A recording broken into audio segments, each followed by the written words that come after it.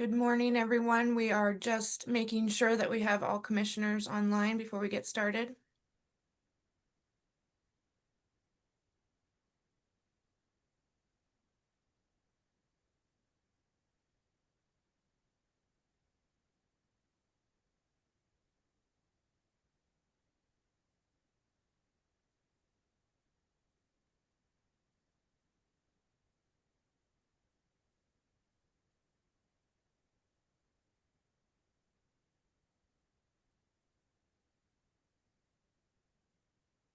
I'm going to be resending all the Zoom invites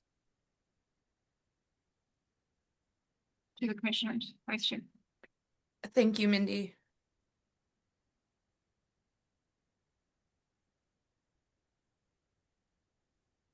Mindy, I see Commissioner Kihara's on. She's just listed as an attendee.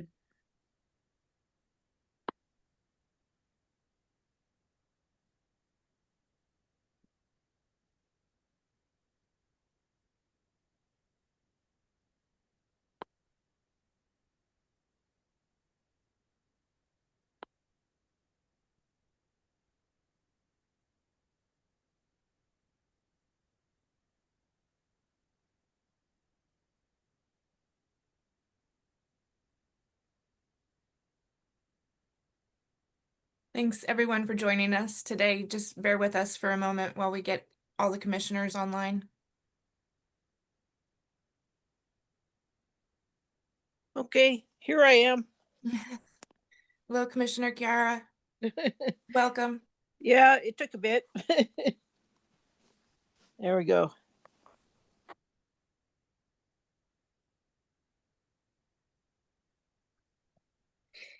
Yeah, I'm only on for about 45 minutes and then I've got to head off for a doctor's appointment. So, Okay. Thank you. Thank you for being here. Commissioner Newman, Okay.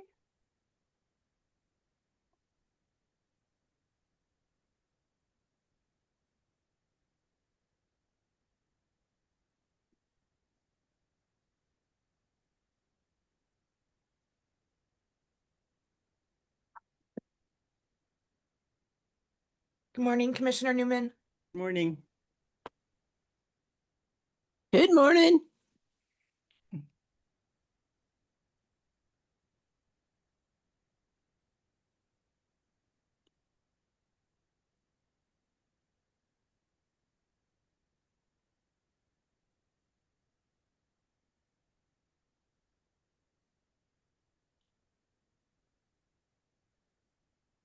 Good morning. Can you guys hear us okay?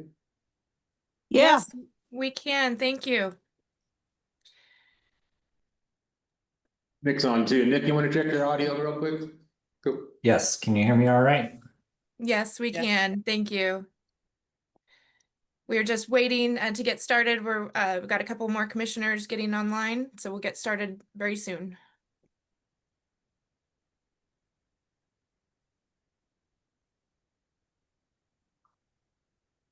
Good morning, Commissioner Mall. Commissioner Wolf says he is having computer issues, but he is still trying. Okay.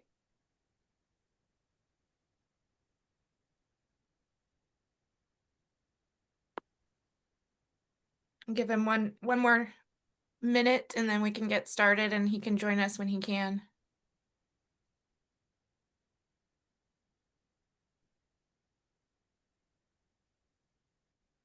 I think he just joined. Let's see. Commissioner Mall's on. Can you hear us, Joe? Yes, I can. Can you hear me? Yeah. Yes, we can. Sorry, I was using the wrong link as a participant, not a panelist. That's okay. I think we all did the same thing.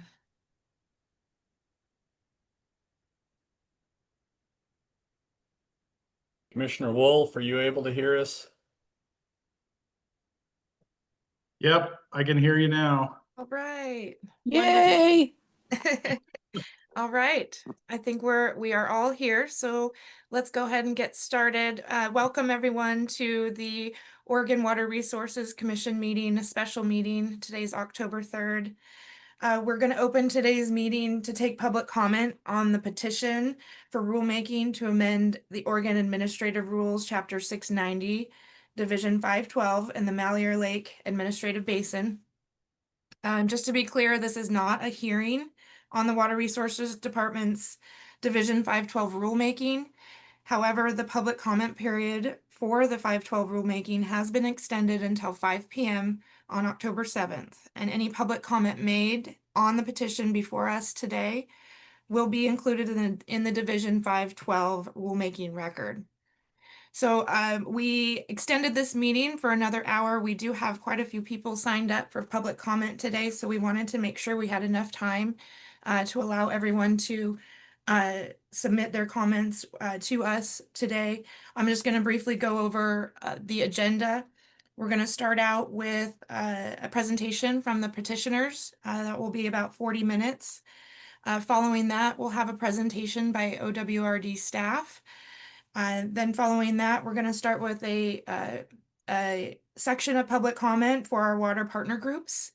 That'll be about 35 minutes. Then we will have a break. And after that, we'll come back. Commissioners will have a chance to discuss a little bit after that first round of public comment. After that, from about 12:10 to about 1 o'clock, we'll open it up again for public comment. And like I said, there are many people signed up for public comment today. We have about 30 people signed up, so we may need to have some time limitations to meet that 1 o'clock mark. However, we still want to hear your comments, and so if you need more time, we are still accepting and will still accept written public comment until that deadline on Tuesday, October 7th. So that's the agenda for today. We should probably just dive right in, get started, and we have a lot to discuss today. So first item up is we have agenda item A. That is the petition for rulemaking to amend Oregon Administrative Rules, Chapter 690, Division 512. And do we have our petitioner panel ready to go? Good morning, Vice Chair Smitherland. I believe we do. It'll be those of us here in Hines City Hall and Nicholas Green, that's in John Day. Could we try a screen share before we get going and see if we can work through that real quick? Yes, Mindy or Cassidy, can you help us with that? Are you asking us, me or Cassidy, to share your PowerPoint presentation, Rep. Owens? I was just checking, Mindy, if we have the ability to share our screen.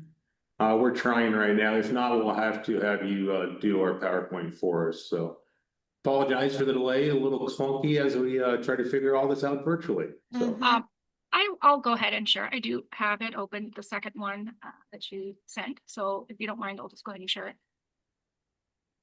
Yeah, go ahead and share. Hopefully it's the one we sent to Director Gall a few minutes ago. If not, it's all good. We'll work through this. So as we pull the slide up, the commissioners and their department, thank you. Thank you for giving us the ability to present to you.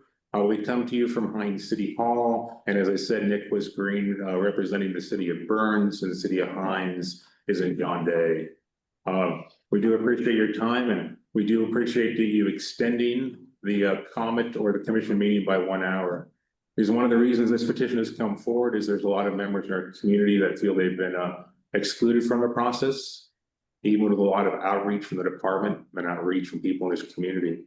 So we're hopeful that they'll have the time to express some views and some voices with you today. Next slide, please. Did we address the message that just popped up that there was a problem with some of the public commenters getting in? Did anyone else see that? I didn't see it. So I imagine Mindy and the department will work through if there's a comment in chat about the public commenters. So if you were to take a minute to go around the room here and say who we are. You guys all know me, Mark. I am coming to you as a community member, groundwater user, and state representative. I'm Roxanne Worley and I'm with the city of Hines. I'm Sabrina Mackey, Hardin County resident, irrigator, business owner. Hello, my name is Christopher Hicks. I'm here on behalf of the Burns Paiute Tribe. I'm a community member and a stakeholder here with this community. Thank you. Rob Frank, Hardin County Commissioner. Nick, Hey, good morning. It's Nick Green. I'm the president of Catalyst Public Policy Advisors, and I am working for the city of Burns and the other municipalities on this issue. Thank you. next slide, please. I do appreciate Director Gall texting me and telling me the amount of the commenters that we have signed up, so we will try to go through this expeditiously, but also understanding that this is probably the only time that we'll have to present the petition to you. But once again, our community and listening to their voice is probably the most important thing that we can get done today. We present you just a map of the Harney Basin. You guys have seen this a lot. The only thing here is when we go through parts of the petition, we will talk about the location of where they're at. So most of you know that the lower Donner-Blitzen is in the southern area, and it was in the southern area of the USGS groundwater study, and there's a distinct recharge zone. And then up on the northern area, we split that into the northern and the western, and the northern would be the Silvies and the Northeast Crane.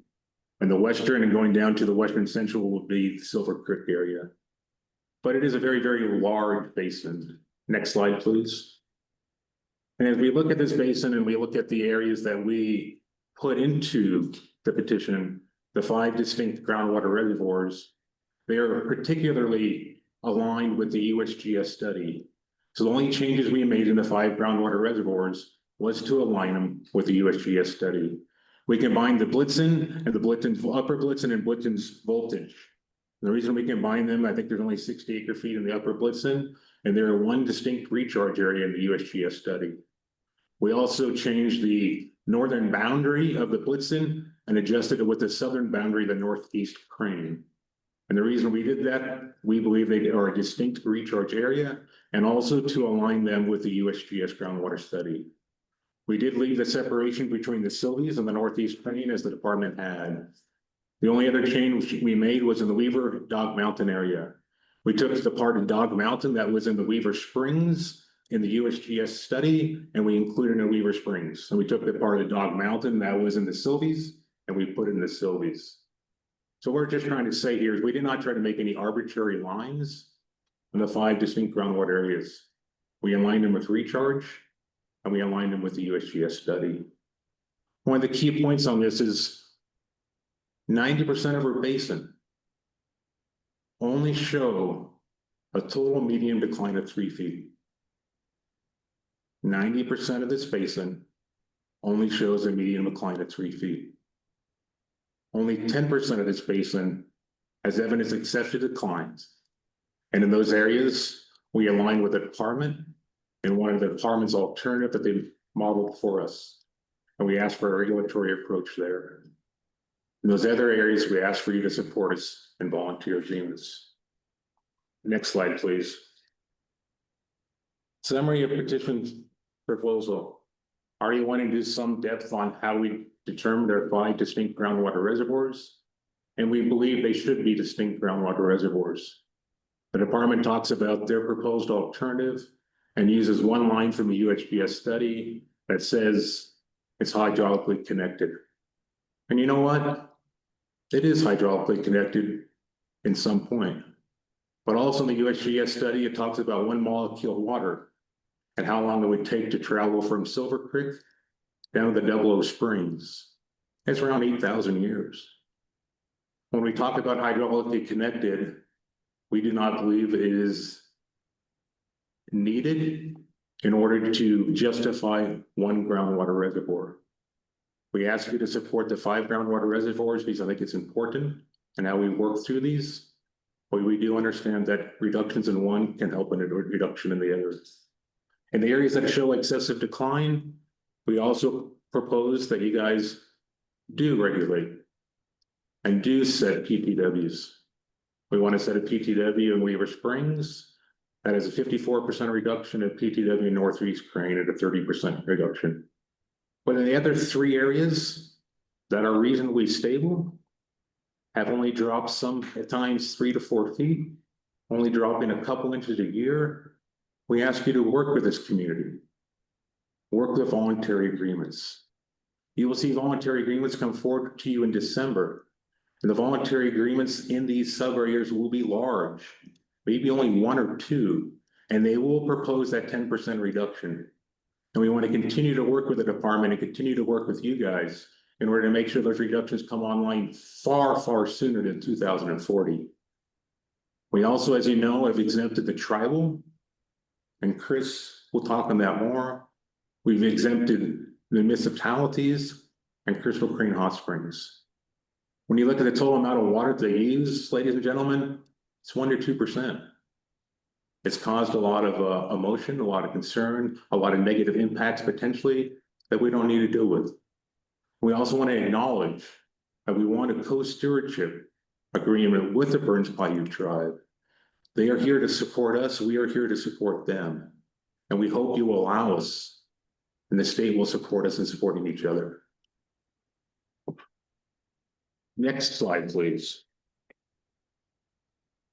Sabrina. Hey, so this slide shows some comparison of the scenarios, and I just wanted to interject that if you guys have any comments for us as we're going through this, like, please feel free to interrupt us and ask your questions. We want you guys to understand this. This is our opportunity to explain it. And so if there's things that that don't make sense or that you want clarification on, please let us know and we'd be happy to try to answer those questions. Thank you. Thanks. So this slide is showing the comparison of some of the scenarios. The initial scenario that came out in January of 2024, the final scenario that we were given in April of 2025, and then the petition scenario. And we just wanted to point out that the petition scenario draws from elements of OWRD's, one of their initial scenarios, which was we referred to as scenario B, and where these reductions are focused in the known problem areas. And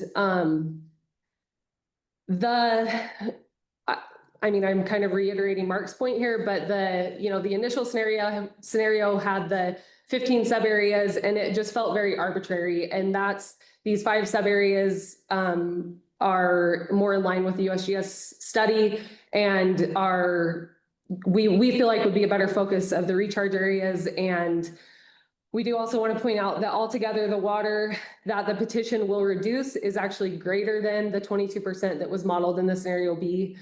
And we feel like we'll meet the goals and protect the community. Next slide. Thanks, Sabrina. So as we look to the department's proposed rules, we believe they're unprecedented. And you guys heard me talk about this before. We are proposing regulatory reductions in parts of our basin that have not tripped what reasonably stable would be in the definition of a groundwater allocation rulemaking that you guys passed about a year ago. Some of these areas have only dropped 3 to 4 feet. Some of these areas are only dropping a couple feet a year. That is unprecedented. What also is unprecedented is if you look at what durably stable is. Durably stable, in our opinion, is not stability. You have 50% of your wells that are 0 decline or improving. Recovery. Recovery is a great goal, but in order to balance the economics, the community, and the social structure of this community, while trying to use this resource in perpetuity, we need to agree on what the goal would be. Director Gall told us, I think in RAC 4 or RAC 5, after they had proposed the 15 sub-area approach, as Sabrina said, that had the triggers in that we have in this petition, that the goal would be aspirational of stability. The goal would be aspirational of stability, and that's what this community heard. We went from aspirational to durably stable to recovery. That's tough.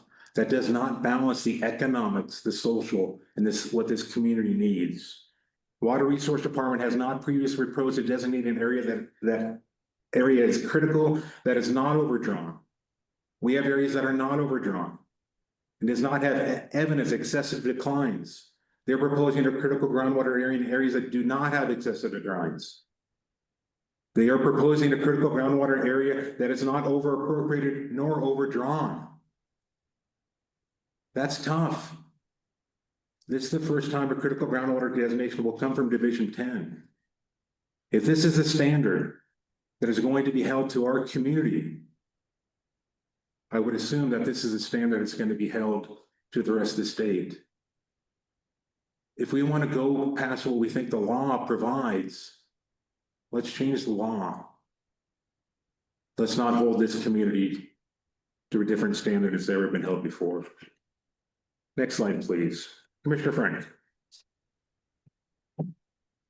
Once again, I'd like to reiterate that we really appreciate you guys taking the time to talk with us today. And as Sabrina said, if you have questions, don't even raise your hand or anything. Just come on off mute and ask so we can make sure we reach a level of understanding on this. But this proposed action of declaring the entire Harney Basin as a critical groundwater area would be unprecedented. It's an enormous area. It would be 10 times larger than any other area in the state, and 100 times larger than the smallest critical groundwater area that exists right now. The vast majority of this area has a median total decline of 3 feet. And these regulations would be more restrictive than any groundwater level trends that have been enforced to date. This would be the first designation since the 1980s. And one thing that I think is important to point out is the Harney County Court does not feel like we really had an opportunity for meaningful coordination as is statutorily required with the department. We had one meeting to kind of set forth some expectations and then never heard any more. And so I think that is important to note. Next slide, please. As unprecedented as the enormity of declaring our entire basin as a critical groundwater area, also unprecedented is this petition itself. To have this amount of community and local support for a proposed petition, never before has there been a petition to a rule like this, to my knowledge. This petition has support from all of the local governments, county government and the city governments, the tribal government, and even our National Wildlife Refuge. So I feel like that covers all the bases of economics, community, ecological, and should not be taken lightly.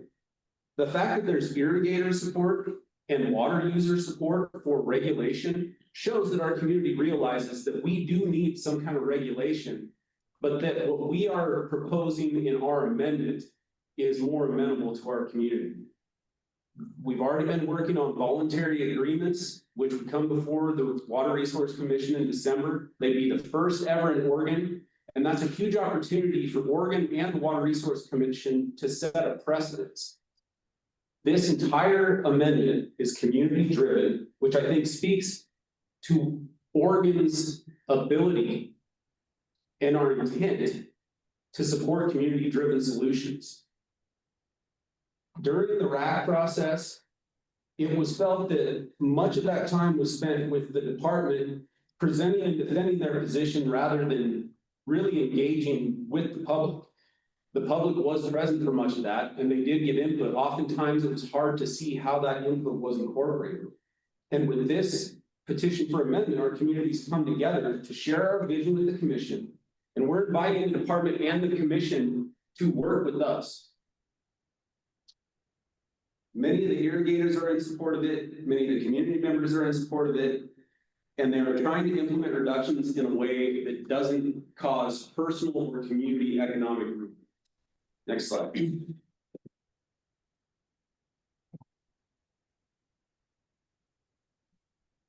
Speaking of economic ruin, it is really hard to get an accurate answer on what kind of an economic impact this would have on our community.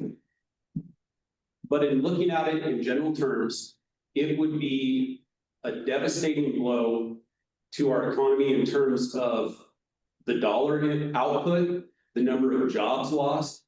And I think it's interesting if we compare the department's proposed rule has the potential to upset our economy by, let's say, diminishing it a minimum of 10% by the end of the 30 years where we would be phasing in those curtailments. With the proposed amendment, with our petition to amend, it would be about 10% less than that. And that may not sound like a lot, But it could be as much as $14 million a year, which in a community as small as this is huge. But I think what is really important to understand about that difference is that if we focus more on voluntary agreements than curtailments, it allows our community and our producers to pivot and still remain economically viable with less water. And an example that I would give, a constituent was irrigating their fields this year, just got their last flow meter readings because they're done irrigating for the season, and their priority was grazing. They only use half an acre foot per acre because their priority was grazing. They still got a cutting of hay, they were still able to graze, but that is a junior water right. And with the department's proposed rules, they would likely be curtailed and shut off, which means that those fields would lay fallow and have no economic productivity, no ecological benefit, where there's mule deer coming out every evening now. But with only a half acre foot a year, they're still able to graze and be economically viable. And I think that speaks to the importance of the voluntary agreements and allowing producers to decide amongst themselves how to make the best use of their water. The petition presents a better option. Oh gosh, the other thing, I almost forgot. This is really important as well. It was brought to my attention in a National Resource Advisory Committee meeting the other day. Something I hadn't thought of.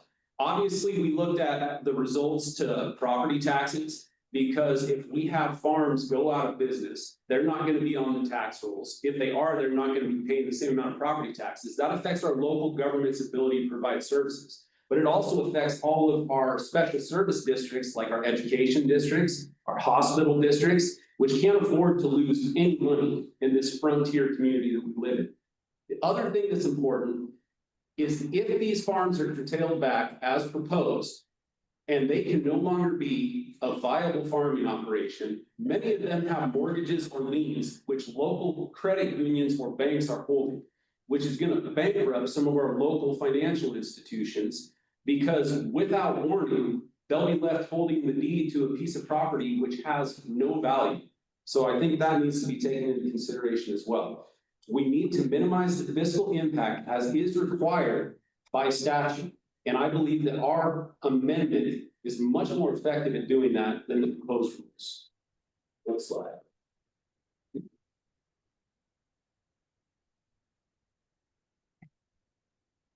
So this is Nick. I'm going to speak to some of the impacts on the municipalities. And my main objective here is to provide some context that we think was missing from the RAC meetings that likely would have resulted in a different set of proposed rules had the committee been aware of it. So just for context, the municipal users within the basin account for less than 1% of the paper water rights and significantly less than 1% of total water usage in the water budget. So when you look at the chart on the left, and this was provided as part of our public comment for the proposed 512 rules, it's 0.68% on paper.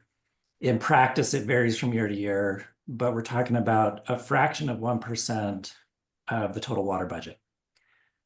That said, that small slice provides water to 60% of Harney County's residents and nearly all of its businesses and industry. So it's a very significant water use that's, even though it's a very small amount of the total budget. We have about 50 years of state statute and jurisprudence that doesn't suggest that housing be built in cities and urban growth boundaries. It mandates it. And it specifically prohibits housing outside of urban growth boundaries, except in very limited circumstances. And so what we're seeing here is a potential policy clash between regulations by the Housing Accountability and Production Office, Department of Land Conservation and Development, state legislation, the governor's directives that are pushing housing growth into urban growth boundaries, and now a rule that's going to create an artificial cap on the ability of the cities to provide water to the residents as required by those other statutes and regulations. So we'd like to avoid those potential policy conflicts to ensure that the cities can continue to plan for growth within urban growth boundaries as they're required to do through both their housing needs analyses and their economic opportunity analyses that project 20 years of economic and housing growth based in part on the water availability that they have. Those plans today do not take into account an 82% haircut on their available water, which is what's proposed under the current 512 rules. That is far and above higher than the cap proposed for any other water user in the basin. So it's a massive reduction to the available water that's not based on anything in the studies. When we talked to the staff, how that 110% of the highest year's usage was determined, where that 10% increase came from, the answer we received was it was, in their opinion, a reasonable number to plug into the model.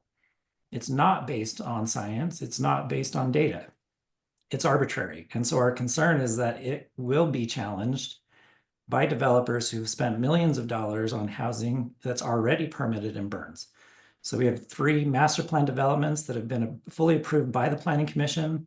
The plats have either been recorded or will be recorded in the next couple of months. And at that point, the city does not have a legal basis to deny home permits or connections to its water system unless they are imposed through this rulemaking process. So Sorry, there's- Nick. Sorry, I don't remember tracking this 82% haircut before. Can you tell me where this is coming from? It doesn't, doesn't match with my understanding of the 110% proposal. So based on the available water rights to the cities today versus that available water with the 10% increase over their highest peak year in the prior 5 years, that's a reduction in available water the city could use of 82% from what they could potentially use if they used all of their current water rights. Of the paper water rights, okay. Of the paper water Is there any limited development? Is there any development currently going in that is limited by, that is shown in any limitation by available water? Not by available water, no. Thank you. You're and those are great questions. So you're coming in at a historic low for the cities. They have struggled to adapt post timber. They're just now beginning an economic recovery, but we're measuring the cities at a historic population low. If we're very intentional and successful in our housing efforts across all of the cities, over the next 15 years, we might be able to get Burns and Hines back to the population they had in the 1990s. So that's the goal. That's what we're trying to achieve. The state legislature has appropriated about $8 million in funding for housing and industrial improvements. Those improvements are already in the ground and are permitted in these master plan developments. The other factor that I think the commission needs to be aware of that was not taken into account by the model is that separate from the new development, the city of Burns, through federal and state grants and loans, has a $7.8 million public improvement project going into construction next year to replace 30,000 linear feet of aging water lines. These are the oldest water lines in the city. It's 6.25 miles. That voluntary and intentional replacement of their infrastructure, which is extraordinarily expensive because you got to go through sidewalks and city streets to get to it, is estimated to create about a 30% savings in water across the city just by plugging those leaky pipes. So we're going to achieve the goals without the regulation within that 1%. But the other concern with the way the 512 rules are proposed currently is that when the next 5-year average comes into effect, you are now measuring from that new lower baseline that the city created. And so we called this in our prior testimony the double whammy effect, because today that 110% is based on a peak year that included a lot of leaky pipes. The next 5-year average will be with these pipes replaced, and so they're going to be capped at an even lower number. So we think there's a safe harbor here in the proposed alternative that Representative Owens and the community is putting forward, which is just to exempt the cities. You gain almost nothing by regulating them you're buying a lot of potential problems, including litigation. I don't know that that 110% number is going to be defensible. And because the cities are already achieving the goals without the regulation, I think that the wisest course of action here would be to grant the municipal exemption. Let's leave these thorny policy problems for another day. We do not want to have the Burns decision of the Supreme Court, where we have to decide whose rules matter more, DLCDs or OWRDs. I think that's a fight that would be best avoided. So happy to take any questions, but thank you for the time. Vice Chair Smitherman, Mindy Yeah. Lane here. I'll just jump in with a time check. We have approximately 8 more minutes allotted for this presentation. Thank you. Thank you, Mindy. And thank you, Nick, for going over the information on the municipalities. Appreciate it. Next slide, please. Hello, everybody. My name is Christopher Hicks. I'm the general manager of Burns Paiute Tribe. I'm here on behalf of the tribe to state our stance. And we want, as we've said, we've had meetings with the commission in both formal and informal from government to government consultation. We have another government to government consultation set up, I believe on the 15th. But I wanted to state that the proposed rules make explicit that no provision of Division 512 nor any related CGWA designation shall impair, curtail, meter, require reporting for, or otherwise limit any water right of the Burns Paiute Tribe. This protection must include but not be limited to federally reserved water rights, Aboriginal and unquantified water rights, state recognized water rights. The tribe's rights are inherently federally protected, and they exist independently of state permitting systems. Any omission of this language risks creating ambiguity that could be interpreted as waiver, diminution, or subordination of those rights, an outcome that would be legally indefensible for the tribe, and that's not what we can agree to. Jurisdiction and consent. The Burns Paiute Tribe does not consent and has never consented to this application of state water law or tribal waters, lands, or systems. As such, Division 512 rules in any CGWA process may not apply to the tribal rights or water within the Harney Basin without the tribe's express written consent. Consent must be condition precedent, not a procedural formality. The absence of such language would permit future state overreach, undermine tribal sovereignty, and expose the state to legal challenge. Sovereign immunity and non-waiver. The current rules that you guys send back to us, they don't list this. The rule must further make clear that nothing in Division 512, nor any tribal partnership in programs, working groups, or voluntary conservation projects shall be construed as a waiver of sovereign immunity, a consent of state or agency jurisdiction, a concession regarding the existence, scope, seniority, or quantification of tribal water rights, evidence of abandonment or forfeiture or subordination. This non-waiver language is essential to avoid misinterpretation of the tribe's good faith participation and collaboration of processes. Co-stewardship as governance requirement, as stated and as requested by the whole community. This Burns Paiute Tribe has lived in and stewarded the Harney Basin since time immemorial. The long-time sustainability of this watershed depends on governance that reflects the reality. That rule should therefore commit OWRD to initiate a formal co-stewardship framework within 12 months of the adoption. We're not asking for it today or tomorrow, but we're giving you 12 months to just start the process that's reasonable to develop jointly with the tribe and invasive stakeholders.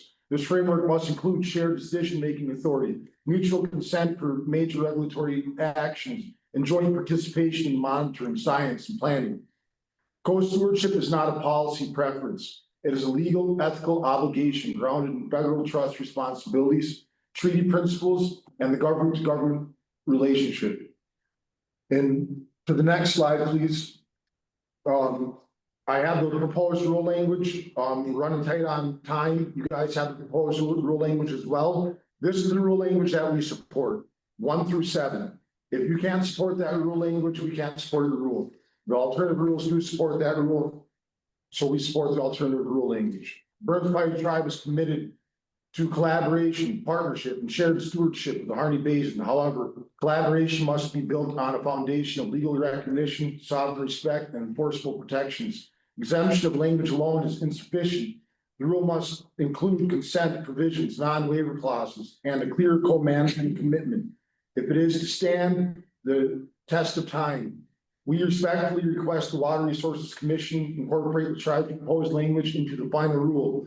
Doing so will not only align state action with federal law and trust obligations, but also lay the groundwork for a durable, cooperative governance model that serves the basin for generations to come. And I just want to state a few really points that you guys have to understand. This is a historic tribe. It's not a treaty tribe. This is an aboriginal. We have aboriginal territory. The line was never drawn. It was never drawn. The only thing that ever happened was that in 1972, the tribe was recognized. Somebody acknowledged that the tribe is inherent. Federal recognition, the tribe inherent, we're inherent to the aboriginal territory. If you're in Wasco, Jefferson, Wheeler, Grant, Crook, Deschutes, Lake, Harney, Malheur, Gem, Baker, or Humboldt County in Nevada, you're in Burns Paiute territory. And we need to be a part of the co-stewardship of anything that happens in those lands. Thank you. Thank you, Chris. Next slide, please. So Vice Chair Smith, I have to ask, are we gonna be shut down in 3 to 4 minutes? I think we could probably extend it just a couple minutes longer. I would like you to have your time. But we do need to move through as best you can. I understand that, and we are trying. I know, We and I will- appreciate it. Okay, I will turn this over to alignment between rules. Skip it, next slide. Roxanne. Okay. The petition is a better option.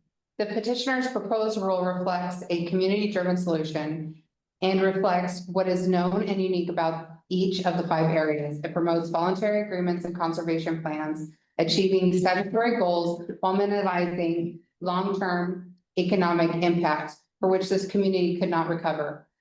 With all of that said, we think that the petition presents better options for management of the resources for the community and all Oregonians. Thank you. Next slide. Next slide.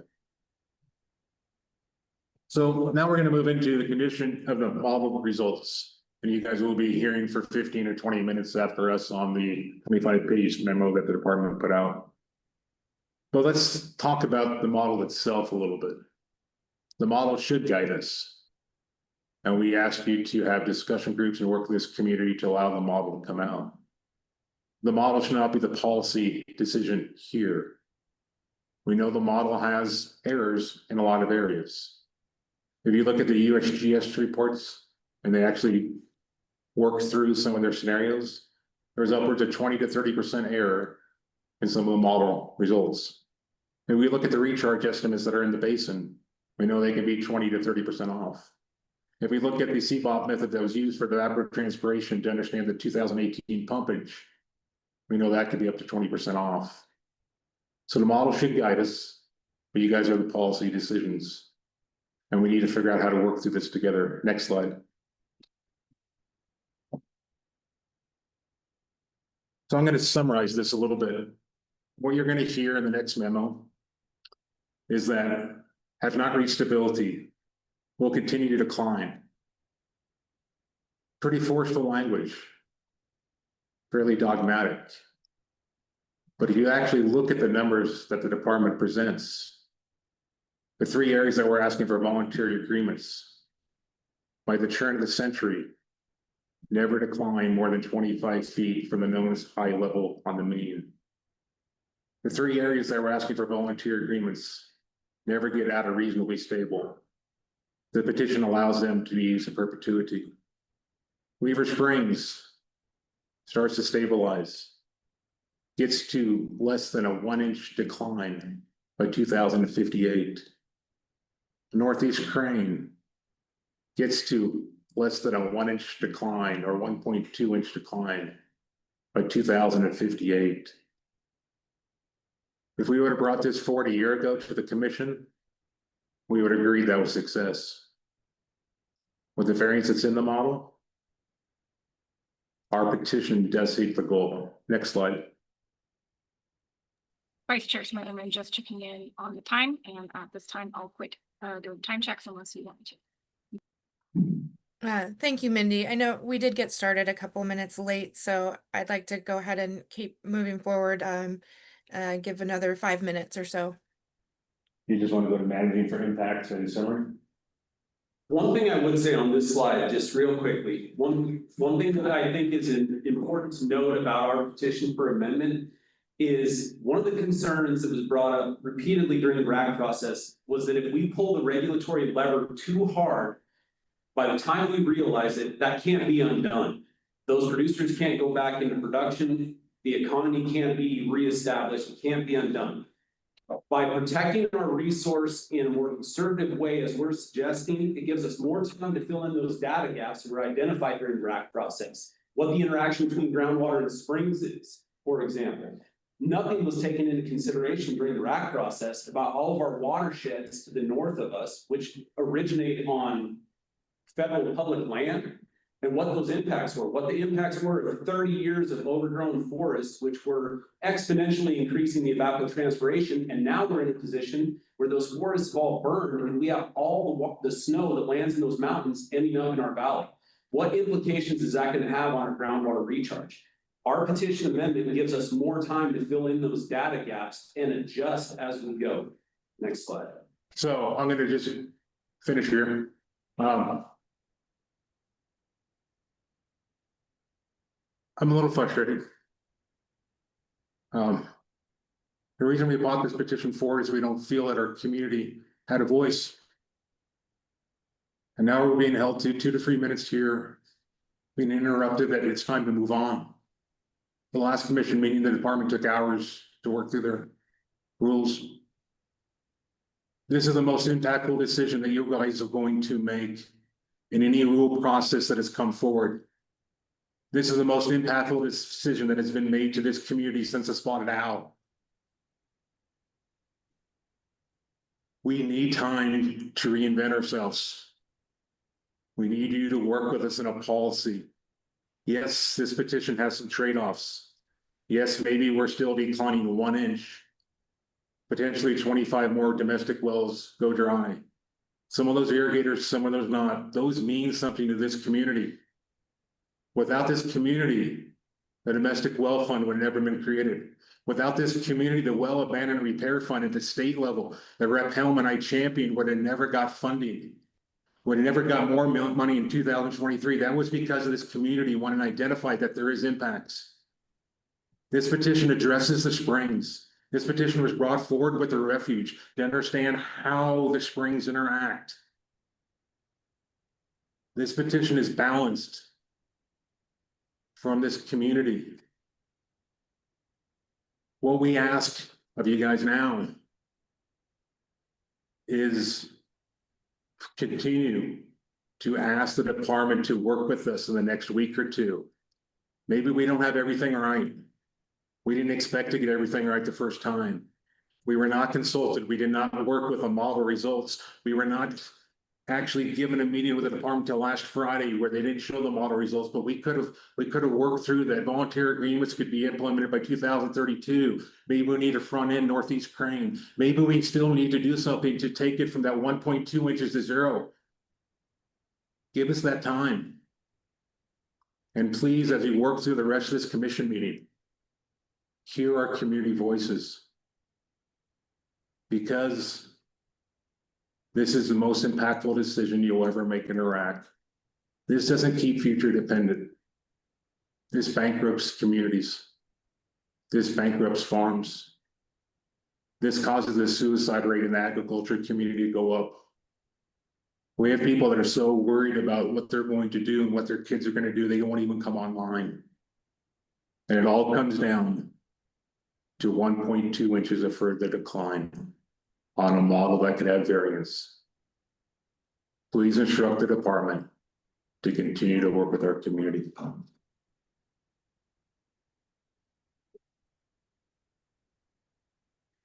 Thank you. Thank you all panelists for being here, for your presentations, and I do apologize for the time limitations. We do want to hear from your community, and so we do want to have enough time to hear those comments from members of your community as well. First, before we do that, though, we do need to move on to the next presentation, and that is OWRD staff presentation. The Please unmute, analysis of petition using the flow model. So I will turn that over to OWRD staff to take it away. Vice Chair Smitherman, I noted. Can I just ask a quick question before you start that presentation?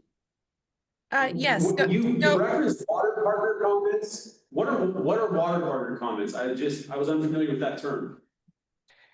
Ivan, could I get a little clarification on that, please?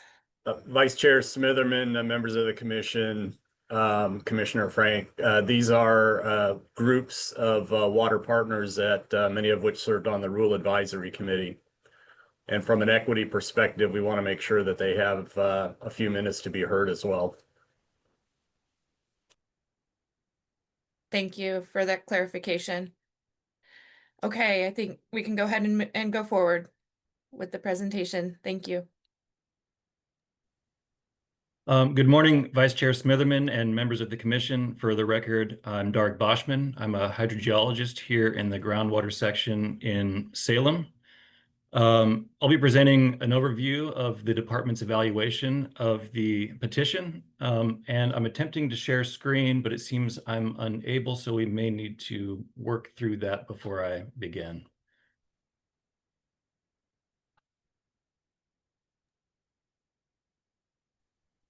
Dark, as a backup, go ahead and email Mindy your presentation if we can't get you figured Dark, out. could you please try to share again?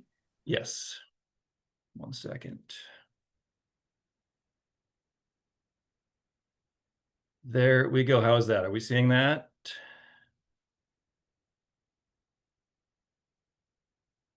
Yes. Yes.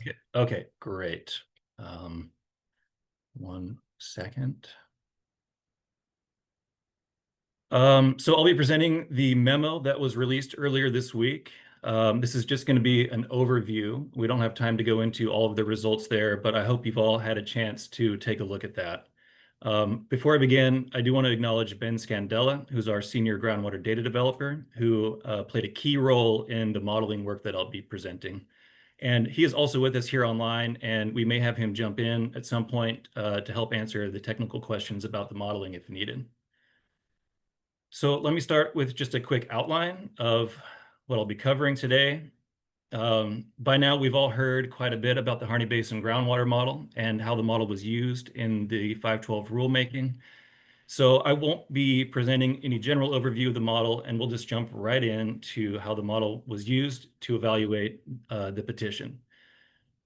I'll first spend some time describing how we translated the petition into inputs for the model, and that includes some of the important assumptions that are necessary to implement the petition management framework within the model.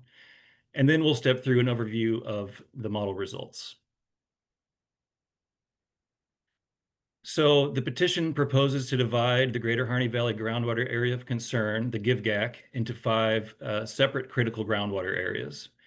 And the map here shows the OWRD subareas in the heavy black lines and the petition critical groundwater areas with the red lines. These changes have already been discussed today, so I won't describe that again, but you can see for the most part, the boundaries do follow those in the OWRD proposal, but some areas are combined and some of the boundaries are shifted. And what we'll see on the next slide is that these boundary changes do have implications for the overall pumpage reductions in the different areas. So now that we've looked at the geography, we'll talk about the pumpage reductions and timelines and how those were implemented in the model. The plot here is a time series of pumpage from 2018 to 2098.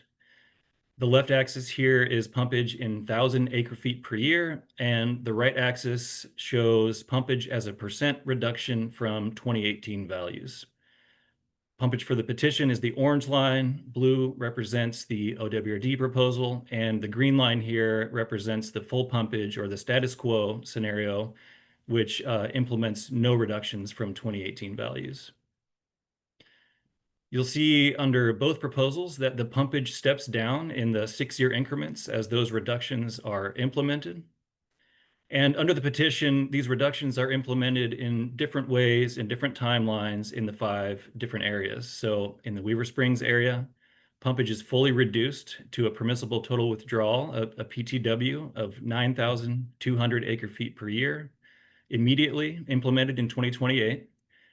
In Northeast Crane, pumpage is reduced in 6-year increments over a 24-year period, starting in 2028, and ultimately down to a final PTW of 37,000 acre-feet per year.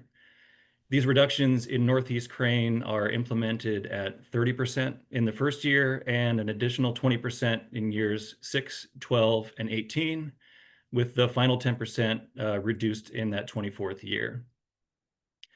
In the 3 areas, Blitzen Voltage, Sylvies, and Silver Creek, the petition implements a 10% voluntary reduction from the average 2017-2018 pumpage by 2040.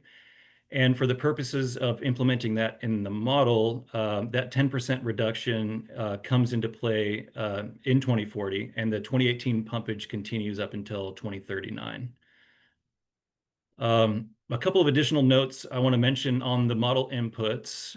First, as in all of the forward-looking simulations that we've presented in the past, again here, the model uses the long-term average recharge values. Also, the 2.5 acre-foot duty reduction that's included in the petition is not implemented in these pumpage totals.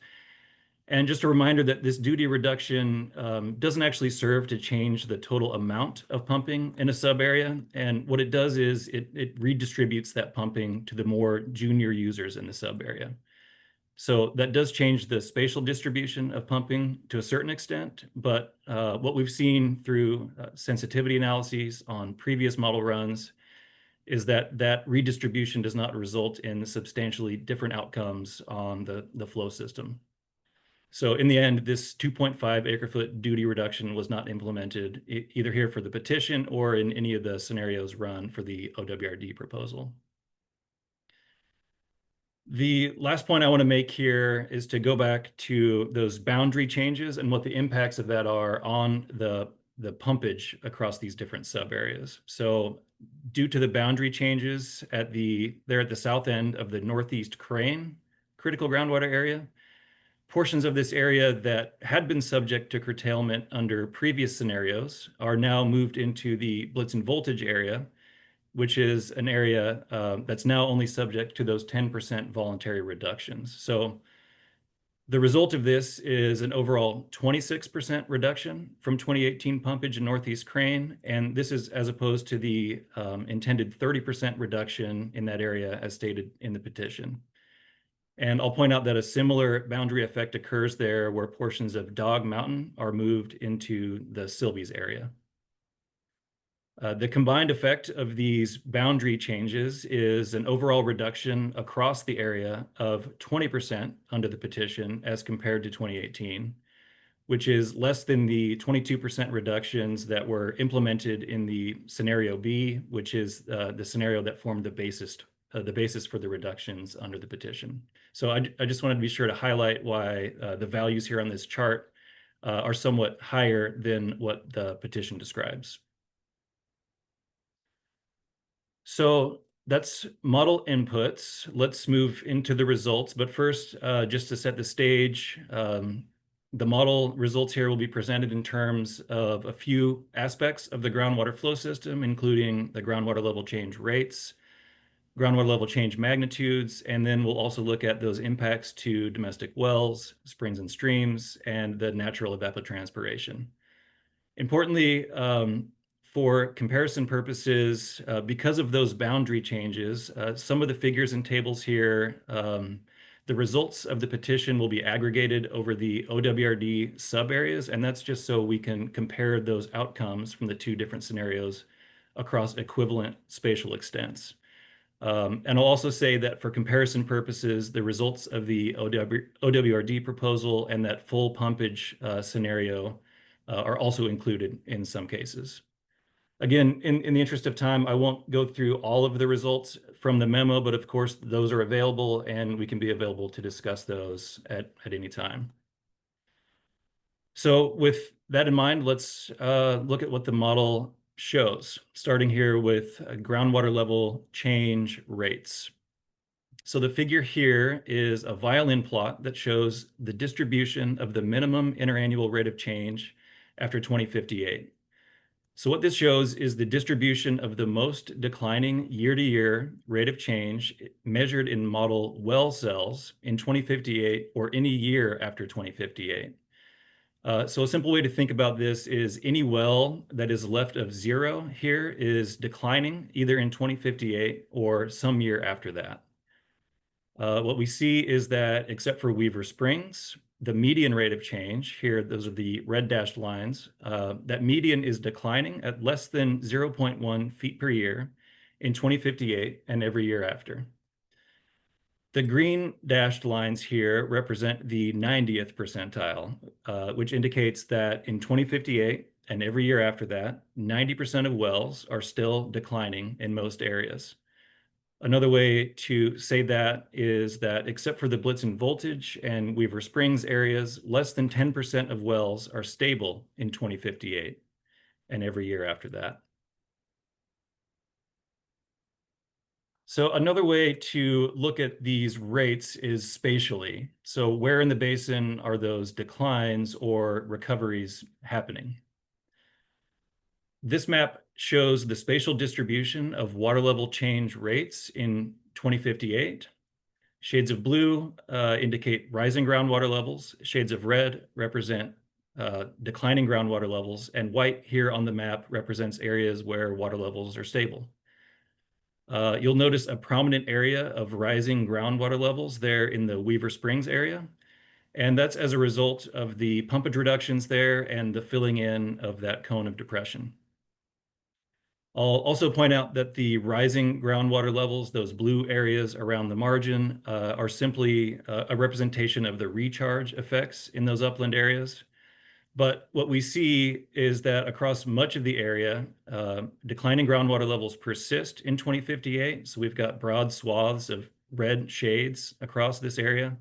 And of course, that's consistent with what we showed in the violin plot on the previous slide. So next, let's look at how large those water level changes become over time. The two plots here show median water level change from 2018 to 2098 in the Silver Creek and Northeast Crane areas. Importantly, the values here are all relative to a 2018 baseline, and so they do not account for those declines that occurred prior to 2018, which of course, as we know, those declines have been substantial in some areas. The modeled results for the petition are the orange line here, and they can be compared against the OWRD proposal in blue and the full pumpage scenario shown in green. It's clear that in both areas, the petition results in less groundwater level decline than the full pumpage scenario, as we'd expect, but groundwater levels do remain in a state of decline throughout the model period. At the end of the model period, median groundwater level changes are about 5 feet lower than the OWRD proposal in Silver Creek and about 9 feet lower in Northeast Crane. So I'll say that these two example plots are consistent with the findings for most of the areas that we look at. And again, you can find all those figures in the evaluation memo. In the interest of time today, I won't step through each of those individually here this morning. So that covers the water levels, the rates, and the magnitudes. And let's take a look at the related impacts on wells and natural discharge. The table here summarizes the impacts to domestic wells, springs and streams, and natural evapotranspiration as modeled in the year 2058. Values from the historic model in that second column and the 2058 values from the OWRD proposal are also included for comparison. And the far right column there is the difference between the petition proposal and the OWRD proposal. It's important to recognize that under both scenarios, there are impacts to all these aspects of the groundwater flow system. But as compared to the OWRD proposal, this is again the far right column here, The model results show that the petition proposal results in 25 additional dry wells, 2.4 thousand acre-feet less discharge to springs and streams, and 6.2 thousand acre-feet less natural ET by 2058. So finally, let me just wrap up with a quick summary of the results here. The petition proposal as modeled does represent a 20% reduction from 2018 pumpage. It results in higher water levels, slower rates of decline, and improved related impacts compared to that full pumpage scenario, as we'd expect. And it does limit median rates of decline to less than 0.1 feet per year in 2058 in all of the areas. However, it does result in more than 90% of wells continuing to decline across the area, and the petition results in additional modeled impacts compared to the OWD proposal in 2058, including deeper groundwater levels, more dry wells, less discharge to springs and streams, and less natural ET. So that wraps up the key points from the evaluation I wanted to share. Again, I chose in the interest of time to just hit the highlights here. I really appreciate the opportunity to present this work, and at this time, we'd be glad to take any questions. Do we have any questions from commissioners right now?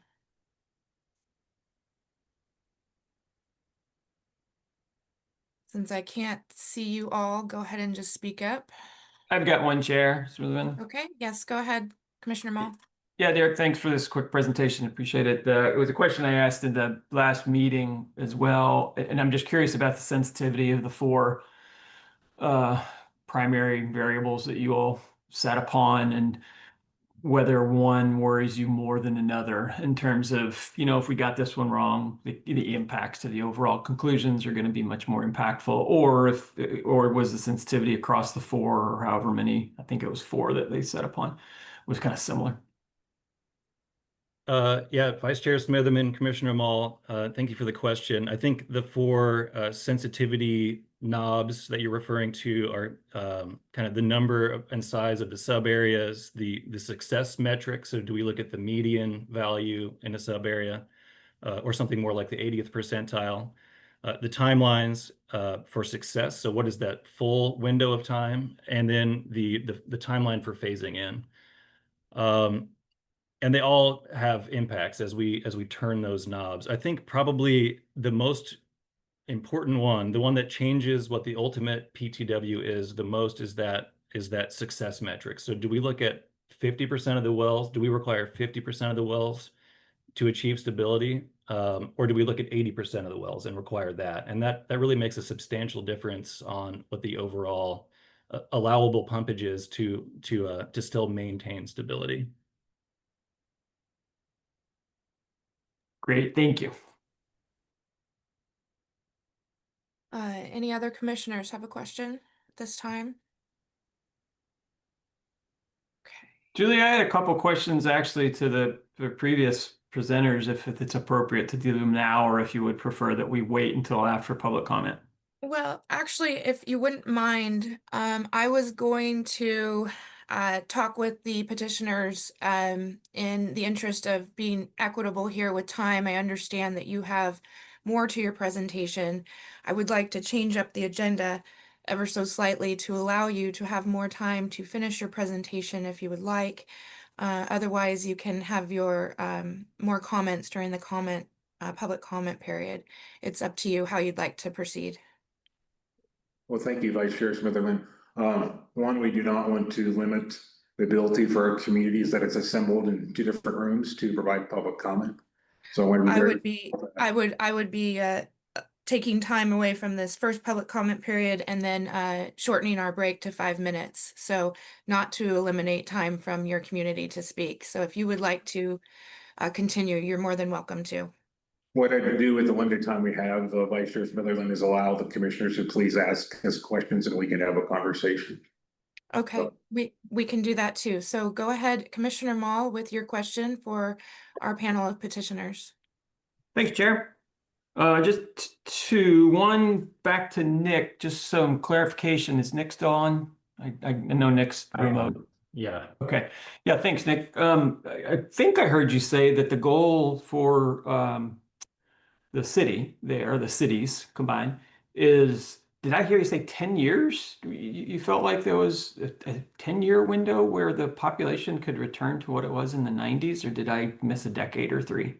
No, over the next 10 to 15 years, our aim with these master planned housing developments is to get the city's population back to where it departed due to the loss of timber. And then Cool. we'll probably take another 10 to 15 years beyond that to reach what would have otherwise been the population of Burns and Hines had we not lost their economic base. That's exciting. I'm assuming that you're not relying on some sort of massive change in greater productivity in the agricultural sector, that you're looking at some other sources of growth. Is that a fair assumption? That's an absolutely fair assumption. Active retirees and digital commuters will make up the majority of that growth. We see this region as a pressure relief valve for Boise Metro and Bend Metro. Our target housing is a mid 300,000s for 12 to 1,500 square foot homes. Those are almost unobtainium in the major metro areas. You can't find them. So, yeah, I know, and I'm not sure if I wish all of that kind of change on those communities, but I do think that that's a reasonable and progressive approach to things. Thank you. That's very helpful. And then my second question, back to Christopher Hicks. Mr. Hicks, thank you for taking the time. I really am very glad to hear the Burns Paiute voice in this communication, in just in this whole setting. I got a little behind the curve. You mentioned 7 points or tenets, and I couldn't understand if that was something that was buried within the petition, or there's additional comment that we're going to be receiving that lines those out. Yeah, the state has received those. I sent those to Jess and the attorney. I even had those, you had the conversation, but just give you the background, the proposed rule language is points 1 through 7 for 695-12 Burns Paiute, rights to Burns Paiute tribe and Army Basin Code stewardship.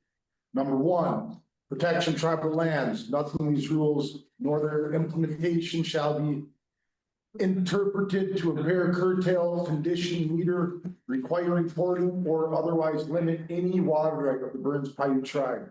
This protection applies to all federally reserved, Aboriginal, keyword Aboriginal, and state recognized rights, including but not limited to Certificate 20245, 1940, quasi municipal, 112.2 acres, T10 100, Certificate 244, 1947, our irrigation right, permit G 16405, another irrigation right.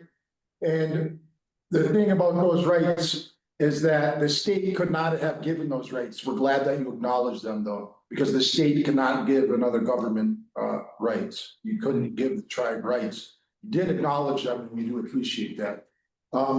Non-application of Division 512 CGWA is the number 2 point.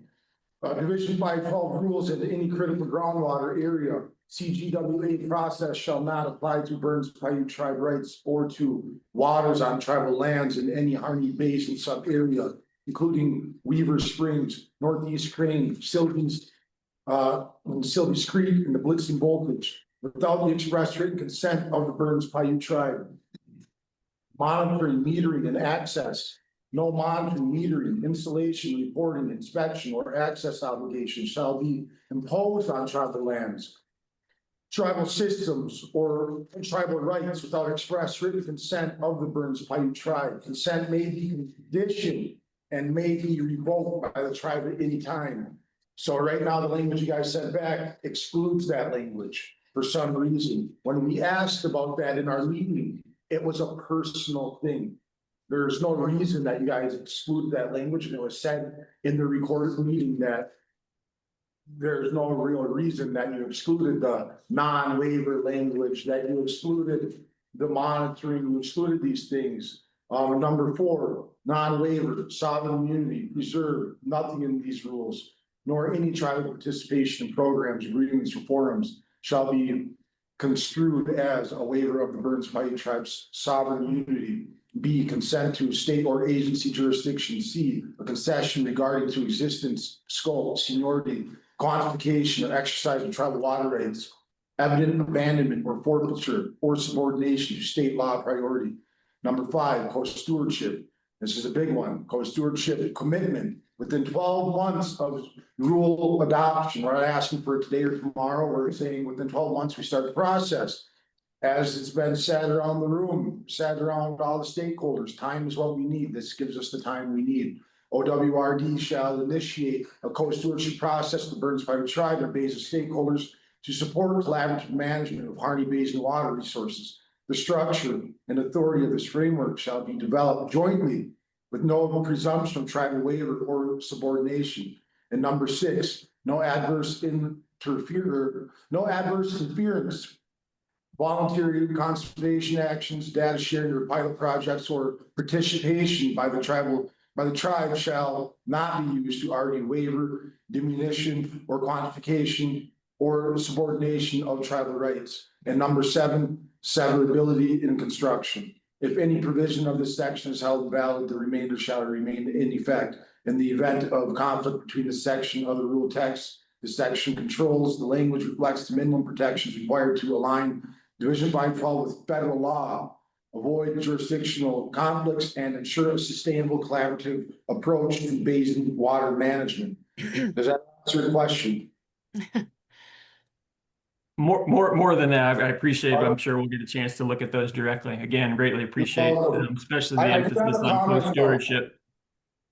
Yeah, I have a comment. So you guys, I'm looking at all this modeling and all of this stuff going on that, you guys just gave your presentation and it was an equitable presentation, but I kind of feel like we're back in, we're back in 1933 when, the tribe would get 5 minutes of room whenever a rule get made and it was just a checkbox.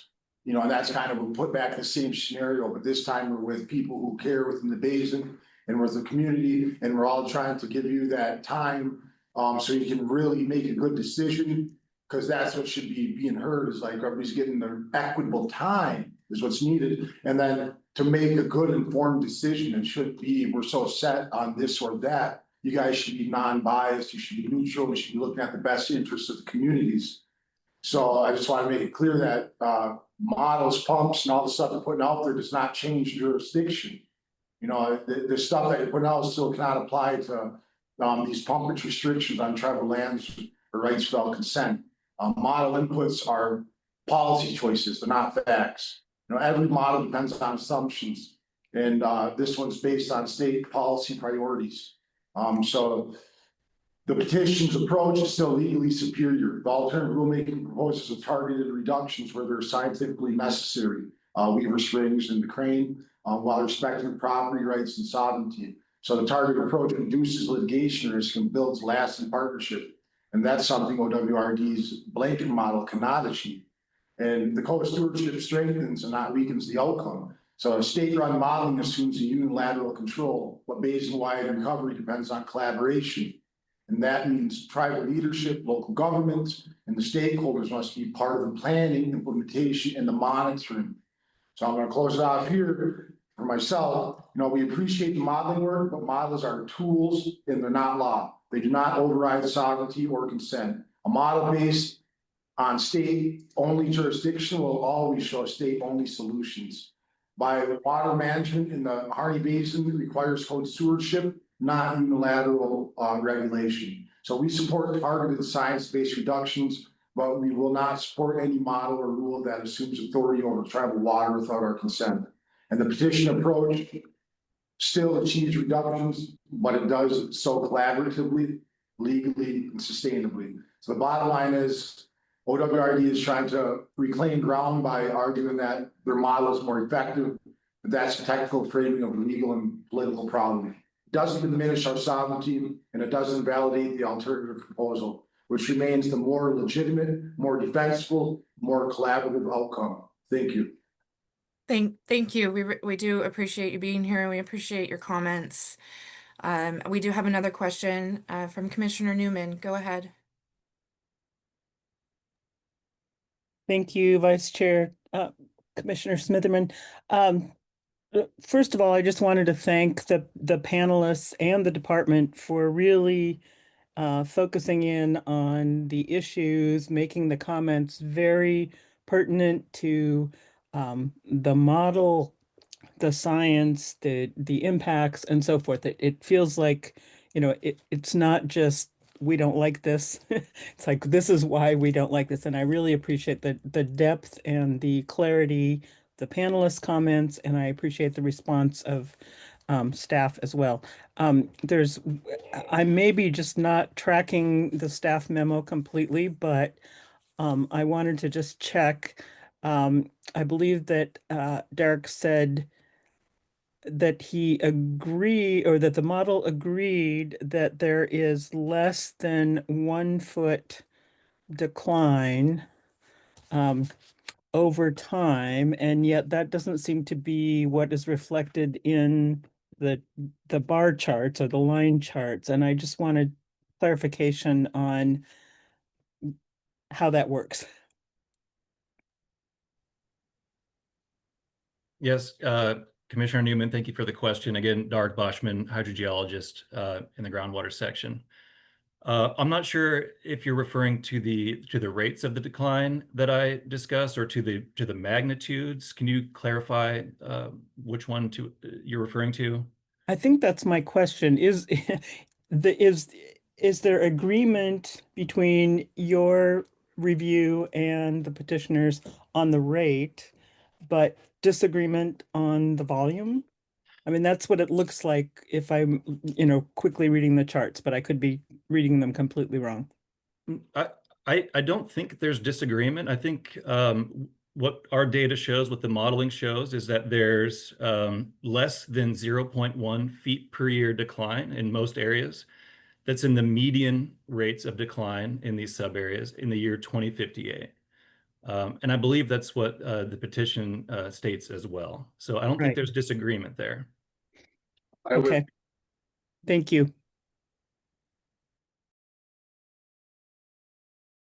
Okay, thank you for those questions and comments. I think we can move on to our first public comment period.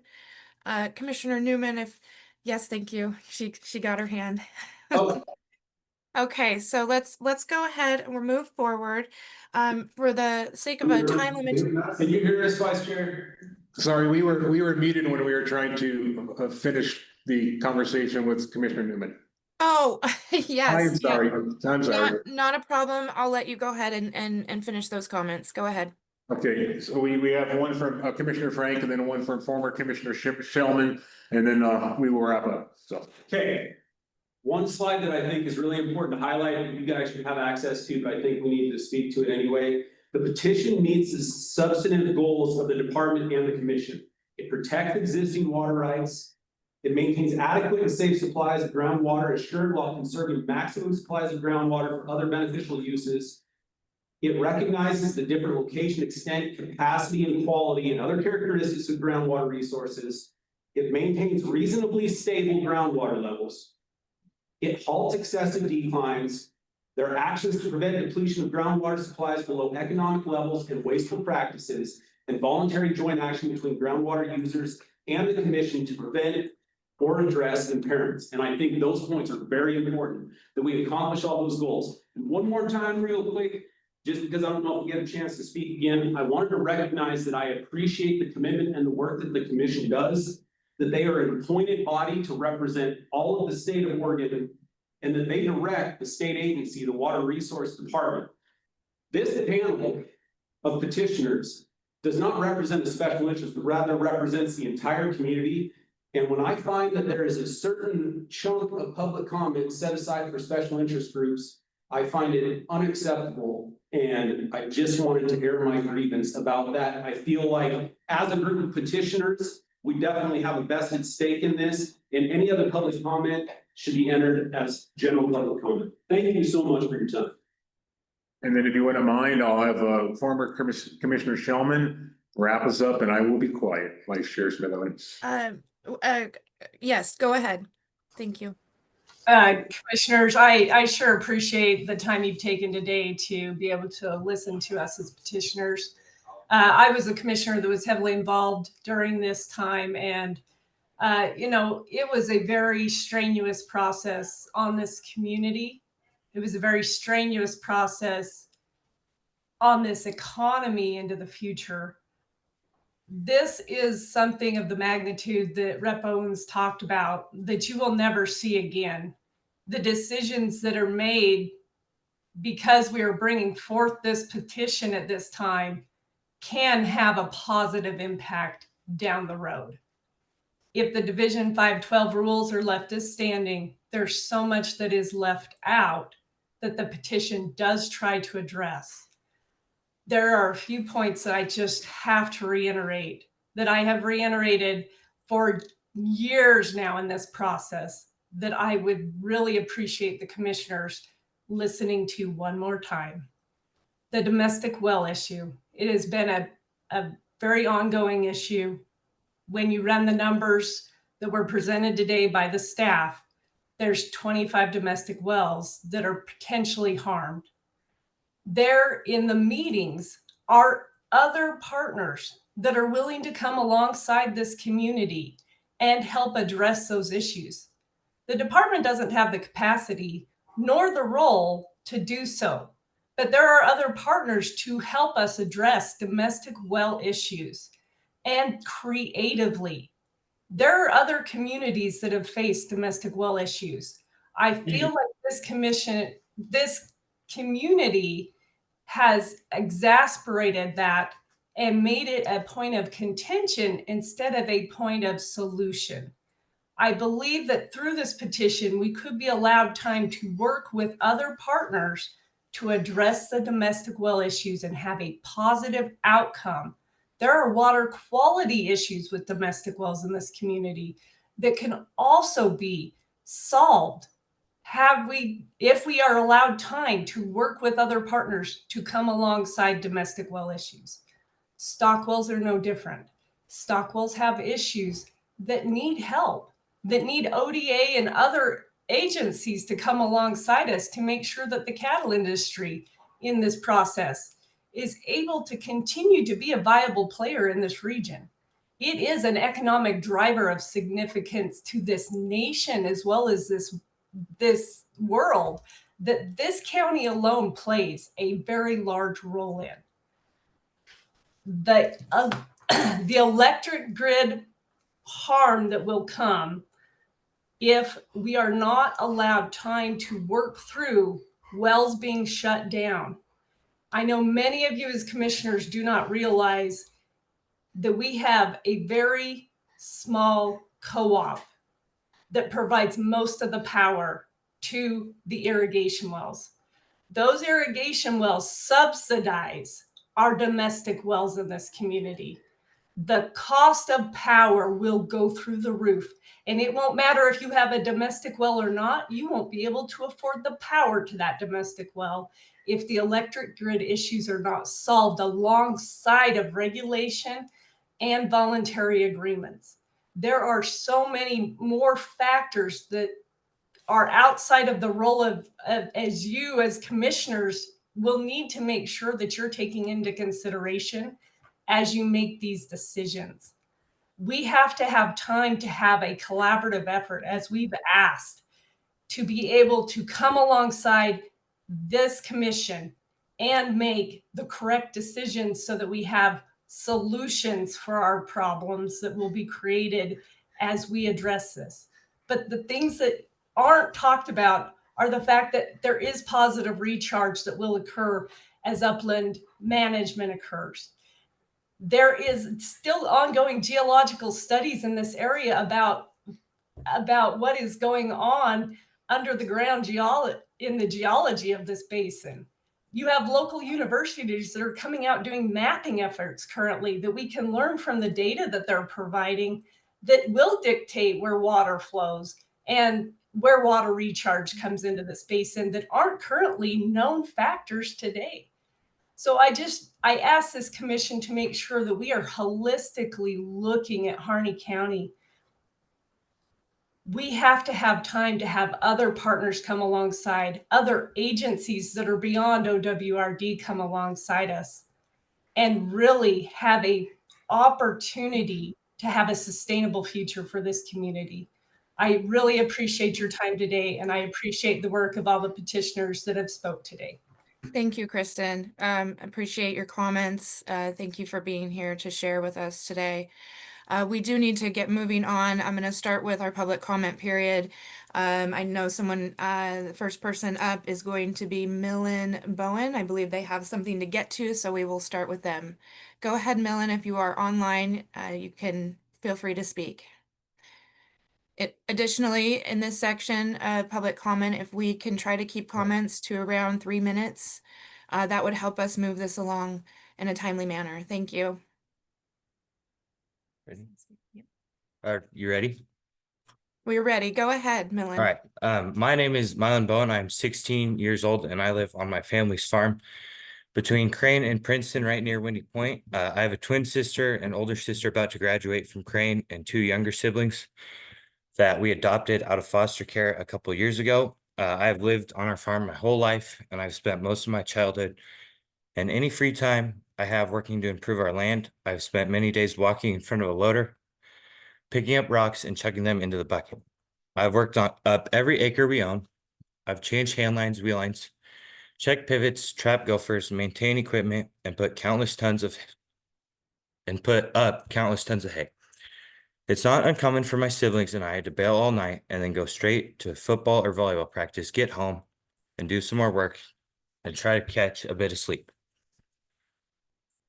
I've spent many hours debating with my dad and grandpa the best way we should go about doing something. My opinion is always noted, but not usually the route we go. All I ever wanted was to be a farmer on this land. It was what my parents were preparing me for by encouraging me to love John Deere's and letting me be a part of all the dinner table conversations about the future. My parents came here the same year I was born and used legally obtained water rights to make a life for our family and for me. They were very careful to find a place that had stable groundwater, as issues in other areas of the county like Weaver Springs were well known. They were not willing to take water-related risks. They legally obtained their water rights and made investments in our property and in the community. Now at the dinner table, all we talk about is water and how the loans we have taken out to buy our land and equipment depend upon being able to produce every single acre that we have water righted.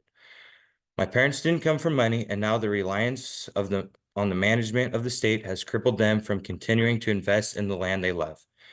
At desperate times, my parents have talked about maybe giving up and trying to find a different way forward. But me and my siblings have begged them to trust God and prayerfully remain faithful that here's where we're supposed to be. Our community is so important to us and the people we have grown up with. We provide a practical product and our lifestyle is simple and good. The proposed regulation of our area's reasonable, stable groundwater means that we may lose our junior water rights, which are legally obtained. The past 16 years have been spent growing the farm just big enough to sustain a family of 7 and my grandma. The reason I'm speaking to you today is I want to stick around and make a living doing this work because it is good and it is what I love to do. I want to be a part of a thriving rural community, and I want to take after my dad, who is a good man and has no intention of sucking every last drop of water out of the ground so he can buy a new car. We drive a 13-year-old vehicle with over 200,000 miles and pour every extra dollar back into the land. And it is a simple life that I want. Mylan, I must interrupt you here. I'm so sorry. You've reached 3 minutes. I asked to spend the next 10 to 15 seconds wrapping it up. Thank you. You'll need to unmute yourself. Yeah. So, I just want to ask the commissioners to seriously consider their duty to consider voluntary agreements to better understand the groundwater reservoirs associated with the subareas before lumping the Windy Point users in with Northeast Crane, because I think that the decline in our area is less than in other areas. Thank you, Millen. We so appreciate you coming and speaking in front of us today. I know that it can be a lot to do that, but we appreciate you being here and taking the time to speak with us. Director Gall, did you want to say a clarifying word? Vice Chair Smitherman, members of the commission, thanks. I may have misspoken earlier with regard to Commissioner Frank's comment. We no longer use the word stakeholder. We're trying to avoid that. That has been our traditional word when we have stakeholder groups out there. So we've transitioned to using the term water partner. This is somewhat confusing. There's a group of conservation groups here in Oregon, the Oregon Water Partnership. So I just wanted to distinguish that we've set aside a specific public comment period of time for our water partners, generic, most of whom served out here on the RAC. That's it. Thanks, Commissioner. Thank you, Director Gall. That was good clarification. So we'll keep moving forward. First up on the next commenting period is Lisa Brown. Lisa with Water Watch of Oregon. Go ahead, Lisa. Hi, and actually, Zach Fried will be going first. Okay, all right, Zach, take it away. Thank you. Appreciate that.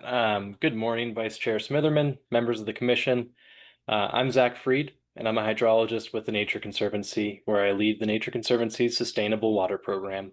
I also serve as the co-chair of Oregon's Groundwater Advisory Committee. I wanted to mention that the Nature Conservancy has also submitted written comments on the petition for rulemaking. I hope you get the chance to review those as well. Thank you for the opportunity to talk this morning. I wanted to say that my organization has a history of working collaboratively with members of the Harney Basin community.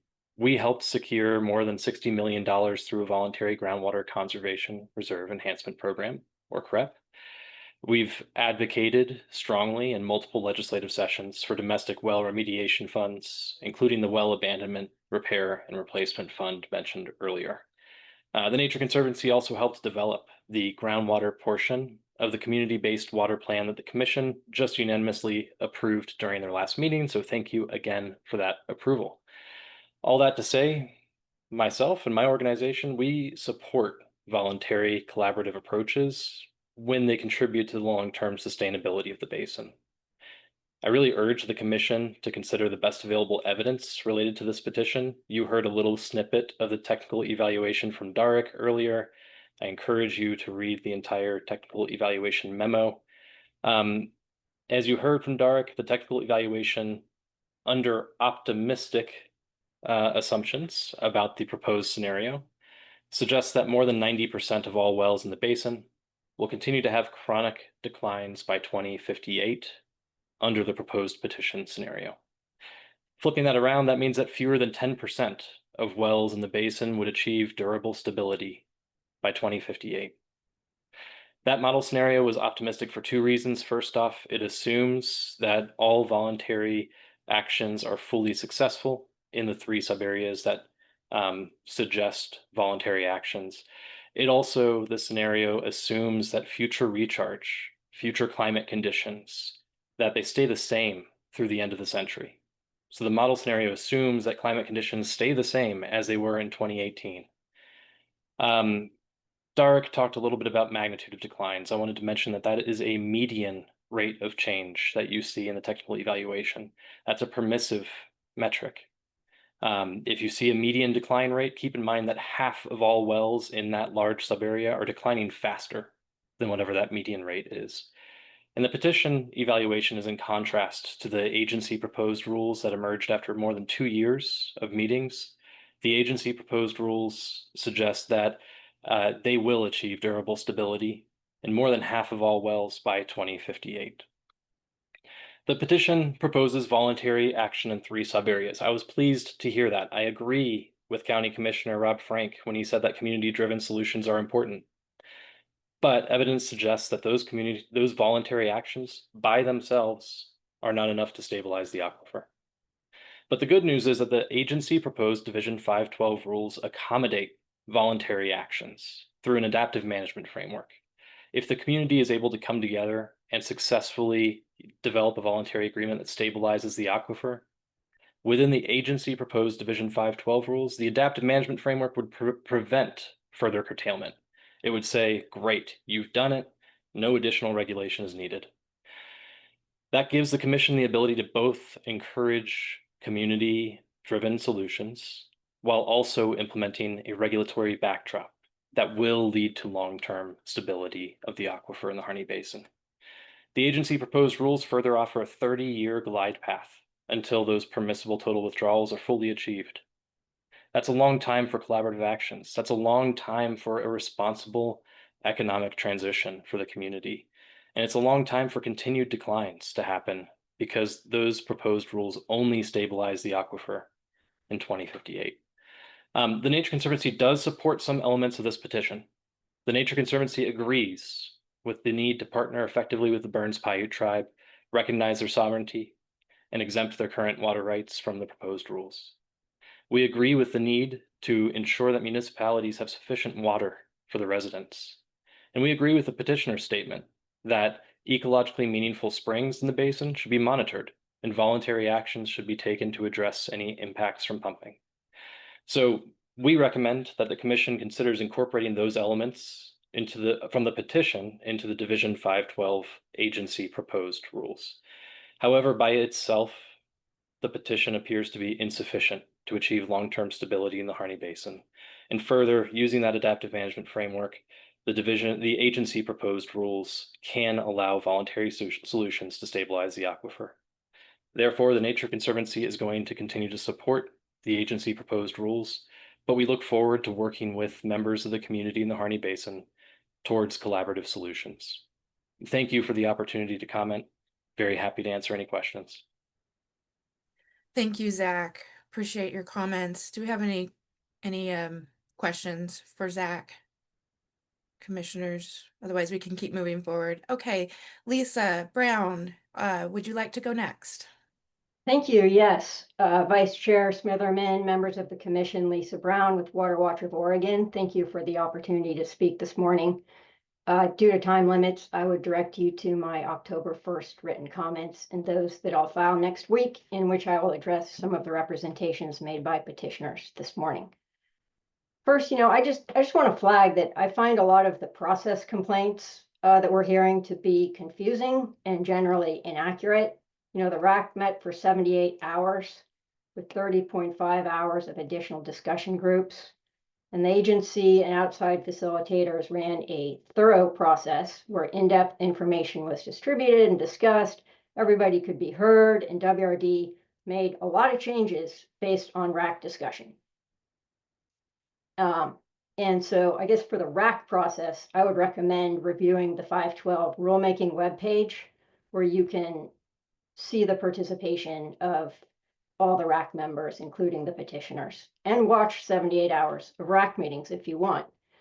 And regarding the petition, I think it's important to understand, first, it does not require voluntary agreements or any pumping reduction from such agreements. For the Sylvies, Silver, and Donner or Blitz and Voltage subareas, it only states that the department shall promote and support voluntary agreements. And WRD's proposed rules already fully accommodate voluntary agreements, which I think is important. And I think that actually, given the lack of substantive standards in the petition, it would likely result in less use of voluntary agreements than would the proposed rules. Secondly, we thank the department for the tech memo. We do want to highlight, relatedly, though, that it underestimates the petition's allowed pumping for Silver, Sylvies, and Blitz and Voltage, because it assumes that 10% pumping reduction that is not required. And yet, even so, the memo shows that across most of the basin, the petition would not ever stabilize groundwater levels and does a poor job of protecting groundwater. It would also dry up significantly more domestic wells and cause more harm to groundwater-dependent ecosystems and native vegetation. And these all suffer significant impacts under the proposed rules, but the petition would only make it worse. And in closing, I would just note that the memo's full pumpage scenario better illustrates the petition's impact for these three subareas. Third, regarding the Burns Paiute tribe, while not endorsing the petition's language, I do think exempting those existing water rights could make sense here. Hope you'll work with the tribe. And finally, I want to highlight that OWRD's proposed rules including number of significant concessions to irrigators, using median well level trends to determine success instead of more protective metrics, providing the 30-year glide path, adding a one-way adaptive management valve prior to curtailment. And to be clear, the concessions led to rules that fall short in important ways. We hope that this added process will give the department and commission the opportunity to reevaluate whether these concessions are appropriate or should be adjusted to better protect the resource. And I'll leave it there. Thank you for considering these comments. Thank you, Lisa. Thank you for your comments. I think as far as commissioner questions, we'll hold off until we get to the commissioner discussion point so we can keep moving forward. Next up is Lori O'Connor. Lori, are you with us right now? Go ahead and yes. Welcome, Lori. Go ahead. I have trouble with quality of my internet, I'll have to take off the video. But for now, we'll try this. That's fine. Yes. Thank you. If you need to take the video off. Yeah. Thank you, Vice Chair Smitherman and commissioners. Thank you to the petitioners that have presented. Thank you to everyone taking more time to weigh this real critical decision. I do find it disconcerting that many of the petitioners are saying that there has not been ample airwave for them to impact this decision. We met as a collaborative. I sat on the collaborative for 6 years. I did not sit on the RAC. That was 2 more years. I feel that community had a very active role in trying to shape the future of our water and to try to reduce the imminent decline and loss of our water. I am a residential well and a stock well owner. We live out here not to make big money. It's a quality of life. Most of the residential well and the domestic well people don't live out in this area in order to be aggressively economically oriented. They just want a quality of life. And this reduction in the water in this community, I find it unfortunate that we're basing our baseline on 2018 because much harm had already been done to most of the domestic and rural wells, especially in our region. I'm in Silver Creek and in Weaver Springs, but other areas of the county as well, much loss of wells. And that goes all the way back to 30 years before the study started, 25 for sure. If anything, I found that the RAC determinations were way too conservative. And most of the other domestic well people that I talk to are just shocked that they're being allowed this long to implement true savings on our water around us. My well is certainly one of the suspect wells that will probably dry up. As far as locals helping domestic well issues, that's ridiculous unless they get federal or state money to help us. They won't be able to offer anything. I've never had a account nor of any of my neighbors to my knowledge. And I've been expressing concern for 11, 12 years. So I don't think that's something that will be managed locally. It's a nice thought, but I don't see that happening. Local regulation tends not to be conservative when it comes to economic development. And for some reason, nobody is talking about the economy of the residential well people. It's a huge loss if all these people have to. If enough rural wells lose their water, I would be high. I didn't know that. So if any more change in the regulations, if this petition is seriously considered, I think that it's unfair that you don't open it up for those of us that felt too much was compromised to inject more restriction. The timeline should be shortened. The goals should be improved. I think that there should be an earlier date used for our baseline, not to down rural wells. So thank you, commissioners.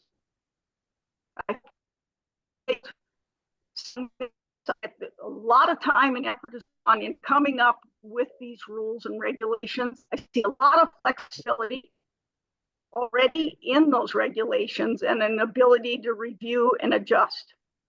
I think that it's as good as we're going to get. And if you have to compromise in favor of agricultural economic needs, then I think we have to open the whole thing up again, because there are other things that people that are not using the water for economic gain need to see improved. Thank you very much for giving me this time. Thank you. Thank you, Lori. Appreciate your comments and attending today. Next up, we have Christopher Hall.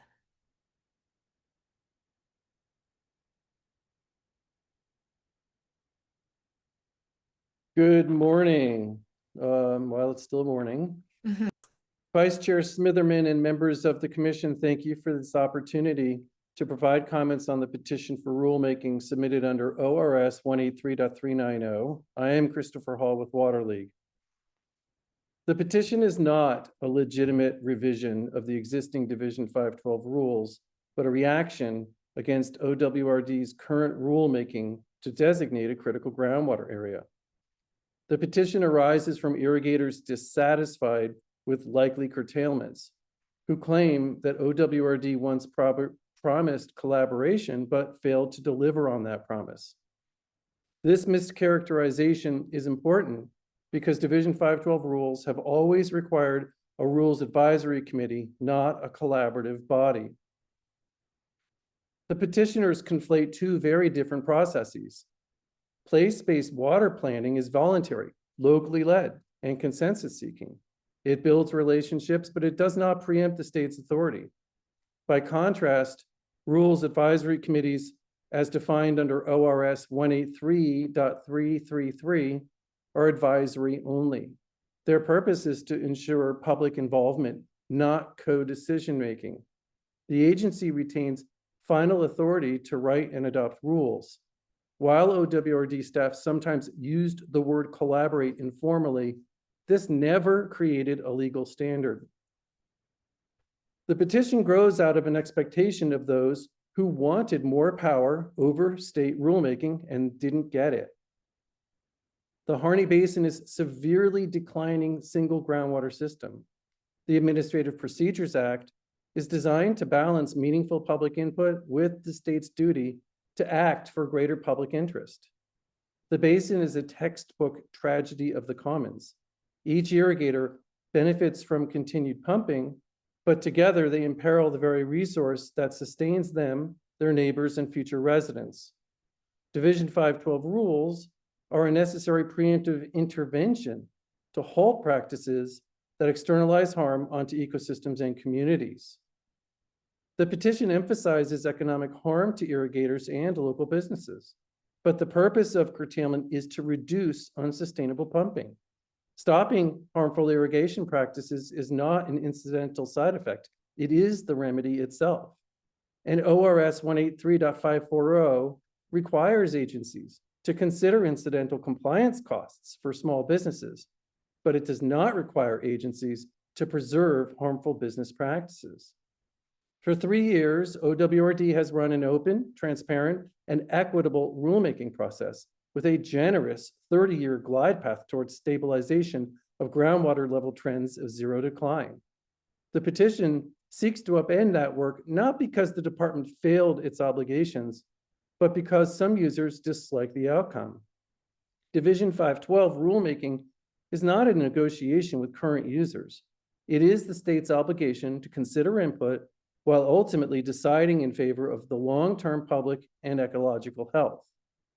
In conclusion, we note that Oregon does not revise the Division 512 rules solely to serve industrial scale water users today.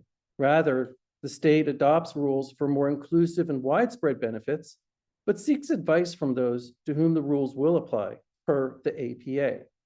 Notably, there is a difference between seeking the advice of those whom the rules will negatively impact, which the APA governs, and adopting rules that will benefit others who are being harmed, including forthcoming generations and ecosystems. Oregon's Division 512 rulemaking process is not a negotiation with current water users, but a legal and moral obligation to consider their input while ultimately making a decision that serves the broader and long-term public interest. Thank you so much for this opportunity to share the thoughts today. Again, thank you. Thank you so much, Christopher. Appreciate you being here and taking the time to give us your comments. Next up, we have Kaylin Barter.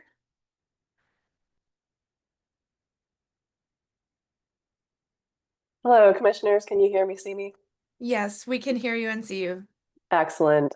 Good morning, Vice Chair Smitherman and members of the commission. My name is Kaylin Barter, and I'm an attorney with the law firm of Culp and Kelly.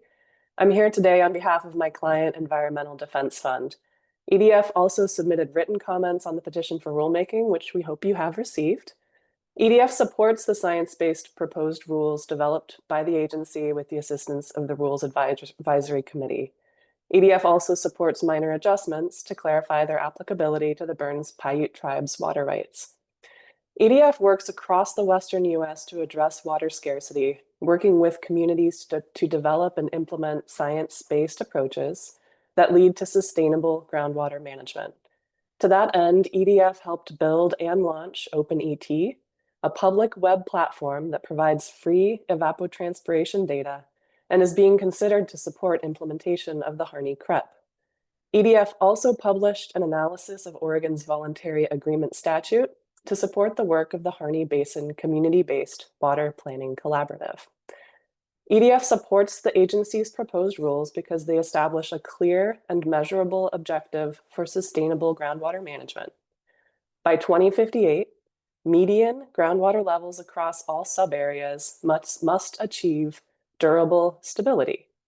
Permissible total withdrawals were optimized in each subarea to allow the maximum amount of pumping possible, provided they don't undermine durable stability. And the proposed rules' innovative adaptive management framework enables voluntary approaches to reducing pumping wherever durable stability will result. Compared to the petition, the proposed rules, as you've heard, are modeled to cause 25 fewer domestic wells to go dry by 2058, avoiding significant hardship and costs. Delaying action or weakening the rules will only make the problem more difficult and costly to solve. EDF supports the proposed rules as a science-based 30-year glide path to groundwater sustainability in the Harney Basin that maximizes economic continuity while securing groundwater for future generations. Thank you to the Commission for considering EDF's comments. Thank you, Kaylin. That ends this portion of the agenda, public comments. We are going to take a quick 5-minute break, so if everyone could be back at 12:05. Thank you.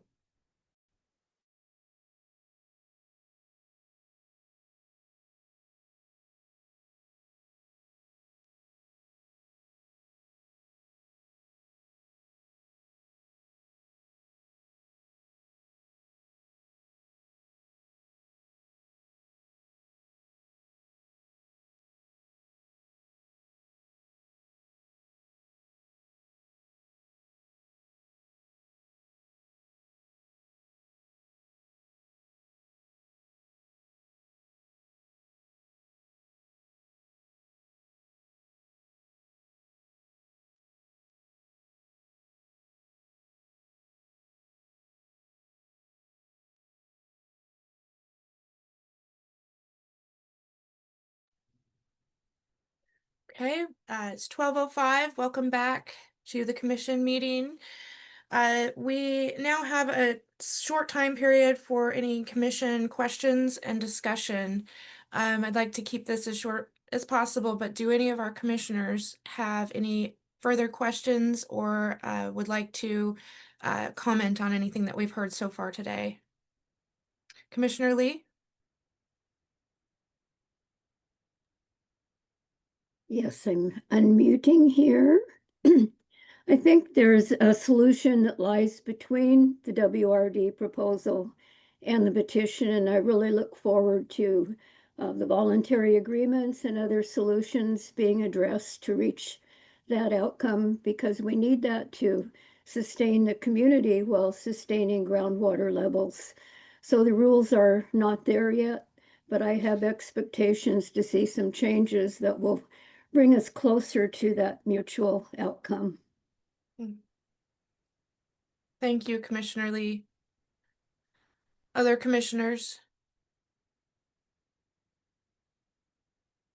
I would also echo Julie? that. Did I hear? Yeah, another Commissioner? Commissioner Wolf, hello. I'm Go having ahead. trouble finding where to raise my hand on my Yeah. screen, so I apologize. No worries. You're okay. Go ahead. Yeah, I guess in listening to all this and what I feel are valid points from many sides, one thing that I've either missed or found absent is at what in the, maybe I'm asking a question to whomever might be able to answer it. At what level at current levels of pumping or 2018 levels of pumping, on what timeline is there any anticipated timeline that creates an economic infeasibility to pumping water to produce local commodities? We're looking at declines over time and durably stable and reasonably stable. Is there anything that suggests if we do nothing, then on approximately this date, it becomes economically not viable to continue to pump water to grow commodities? Do we have anyone from staff that can take that question? Vice Chair Smitherman, members of the commission, for the record, Ivan Gall, Director of the Water Resources Department. I'll probably lean on Darek Boschman here, but I don't think any part of the basin at this point in time is close to an economic threshold. I will note, though, that we do have hydraulic connection between portions of the aquifer system there, that groundwater reservoir, and spring complexes that have senior water rights on them. And chasing water down in the aquifer system to an economic threshold risks drying up those surface water discharges and diminishing their discharges to the point that those senior water right holders wouldn't have access to the water. And there's nothing bringing that back. So once that damage is done, that individual is out of water and would need to pursue other means, of which there are none in the basin. So Darek, any insights on water levels and where the bottom of the system would be? Well, I think one useful reference when thinking about these economic considerations is the Harney economic model that was published by researchers from Oregon State and others here in the last couple of years. And they looked at a 30-year time horizon, and under their constraints, their assumptions in the model, they did not find a point in time over that 30-year window where pumping was no longer economical for the irrigators out there. So that's probably our best frame of reference for that. Okay, thank you. I wasn't suggesting that be an option. I'm just, as some of the information that was presented as economic loss to the area, I was just wondering if there was any numbers that suggest when that would occur without regulation as a comparative, was all I was after. Thank you. Thank you, Commissioner Wolf. Any other commissioners? No. Okay, thank you. And I just want to say that I appreciate all the comments today from the petitioners, from the panel. I know that there's a lot of people here also from the community who are signed up here for public comment. And so I think it's time for us to go ahead and move into that period if we don't have any other questions from commissioners, because it is important for us to hear from everyone from the community who has signed up for public comment. So we'll go ahead and get started. The first on the list here, I have Neilani Harvey from the Burns Paiute tribe.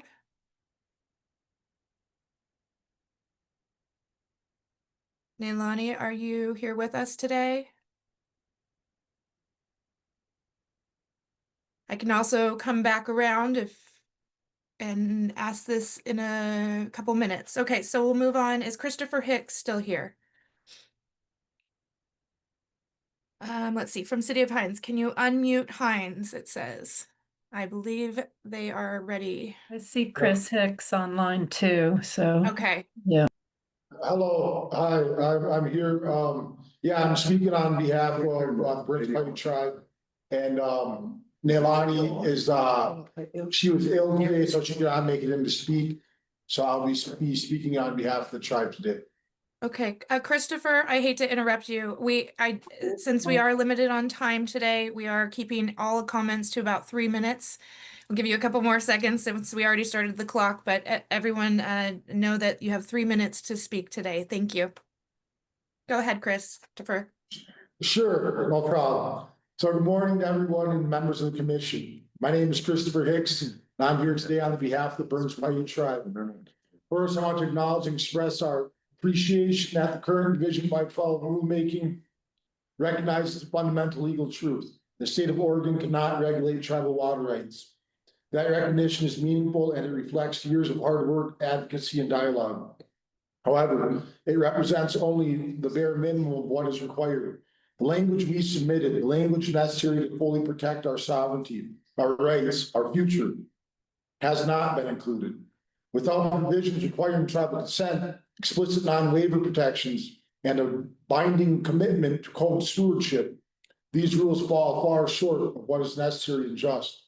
For that reason, the Burns Paiute Tribe cannot support the current Division 512 rulemaking as written. It does not embrace code stewardship.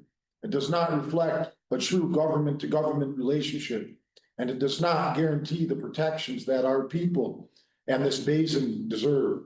We do support the alternative rulemaking proposal, and that we do support the alternative rulemaking proposal that has been developed collaboratively by basin partners. That proposal reflects a different path, one grounded in science, mutual respect, and shared responsibility. It recognizes the tribe not as a stakeholder, or as Ivan Gall would say, a water partner, but as a sovereign government with the inherent water rights and obligations that existed long before the state of Oregon and will endure long after. The Burns Paiute Tribe has lived here since before time was kept. We have co-stewarded this land and water with every living thing since time immemorial, sharing it, protecting it, and ensuring that it sustains life for generations to come. That is what stewardship means to us. And yet today we face a new battle. One not against nature or scarcity, but against ourselves. And I ask why? Why must we fight one another when we have the opportunity to build each other up? The alternative Division 512 rulemaking shows what is possible when tribes, city, county, state, and federal partners come together for a common cause. Water is life and should connect us, not divide us. True stewardship requires shared authority, mutual respect, and legal recognition. Anything less is not stewardship. It is unilateral control, and we cannot accept that. So we urge the commission to reject the current Division 512 proposal and to adopt a rule that truly reflects partnership, sovereignty, and the future we all want. One built together in co-stewardship for the next 7 generations. Peace to A. Thank you. Thank you, Christopher. Appreciate your comments today. Next up, we have Nicholas Green. Thank you. I'll try to keep my comments brief since I've already spoken as a panelist. I just wanted to clarify in my response to Commissioner Mall's question. Between 1980 and 1990, the population of Burns peaked at about 3,500 residents. They're down to about 2,700 today. So we have a net change of about 800 residents lost. As you know, that puts enormous strain on businesses and on public agencies like hospitals and schools to continue to provide public services when they have declining revenue and declining customers. So if we are successful in recovering those 800 residents that were lost, assuming an average population per household of 3.1, which is what we're seeing across the valley right now, That means we need to build just over 200 homes. If we average 20 homes a year, it's going to take us about a decade. So that's the math behind those statements. It's a modest and achievable growth rate with the number of subdivisions that have been permitted. What we can't anticipate is when those products will hit the market. So if they were to hit within a 5-year period and we cross the threshold and then we have to deny permits to connect to the water system on the basis of this proposed rule, that could be hugely problematic in arresting growth that the community desperately needs that benefits all of the public agencies. From what I saw in the model that was presented, both under the revised petition, which exempts the municipalities, and under the original rule, we're at stable levels within the zone that the cities are drawing from. So a lot to consider there, but thank you again for the time to speak and for your consideration of these comments. Thank you, Nicholas. And I do appreciate that you brought forward more of the municipality perspective for us to hear today. So thank you. All right, next up, we have Dominic Bachman.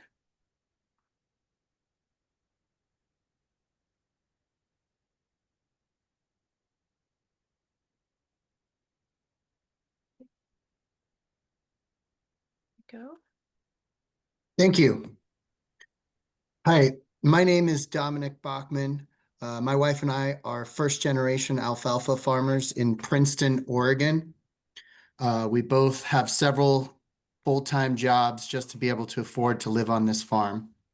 The 512 rules as proposed by the state do not make sense for us. Those rules would put our farm in the arbitrary sub-area with Crane and Buchanan, while our neighbors on two sides of us are not even in the critical groundwater area, and the third side is in the blitz and voltage area. The petition, as proposed, is much more logical. It puts our farm in the blitz and voltage groundwater reservoir, which follows the USGS groundwater study. The petition makes much more sense for our community, our economy, and the state. The petition has been endorsed by the cities, the county, the tribes, the refuge, and the majority of irrigators. The petition addresses many areas that the state 512 rules neglected to address, including a focus on conservation and assisting water users financially for reducing water use. If the petition passes. Oh, that would, okay, so we were wondering what Kurt was. One Yeah, I'll make a second. note of Sorry that. about that. Thank you. Mindy, are you? Mindy, you're not on mute. There you go. There we go. Go ahead, Dominic. Sorry about that.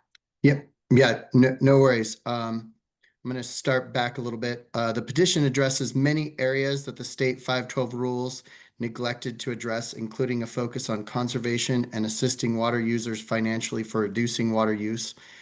If the petition passes as proposed and is combined with voluntary agreements, we feel that the community will stand behind it and focus on future conservation efforts, as opposed to the decades of litigation and bankruptcy if the 512 rule goes on as state proposed it. Thank you so much for giving me the opportunity, and thank you for all the work that you guys have done. Thank you, Dominic. Thank you for taking the time to be here to share your perspective. Appreciate it. Okay, next up we have Kurt Blackburn.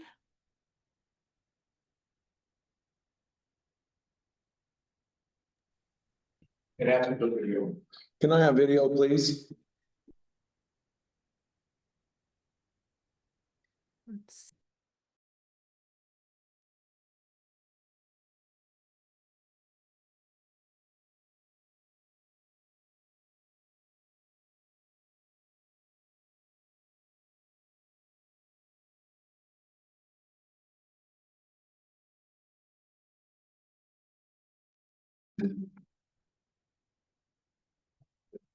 Yeah, I'm a bit on the pictures. Okay.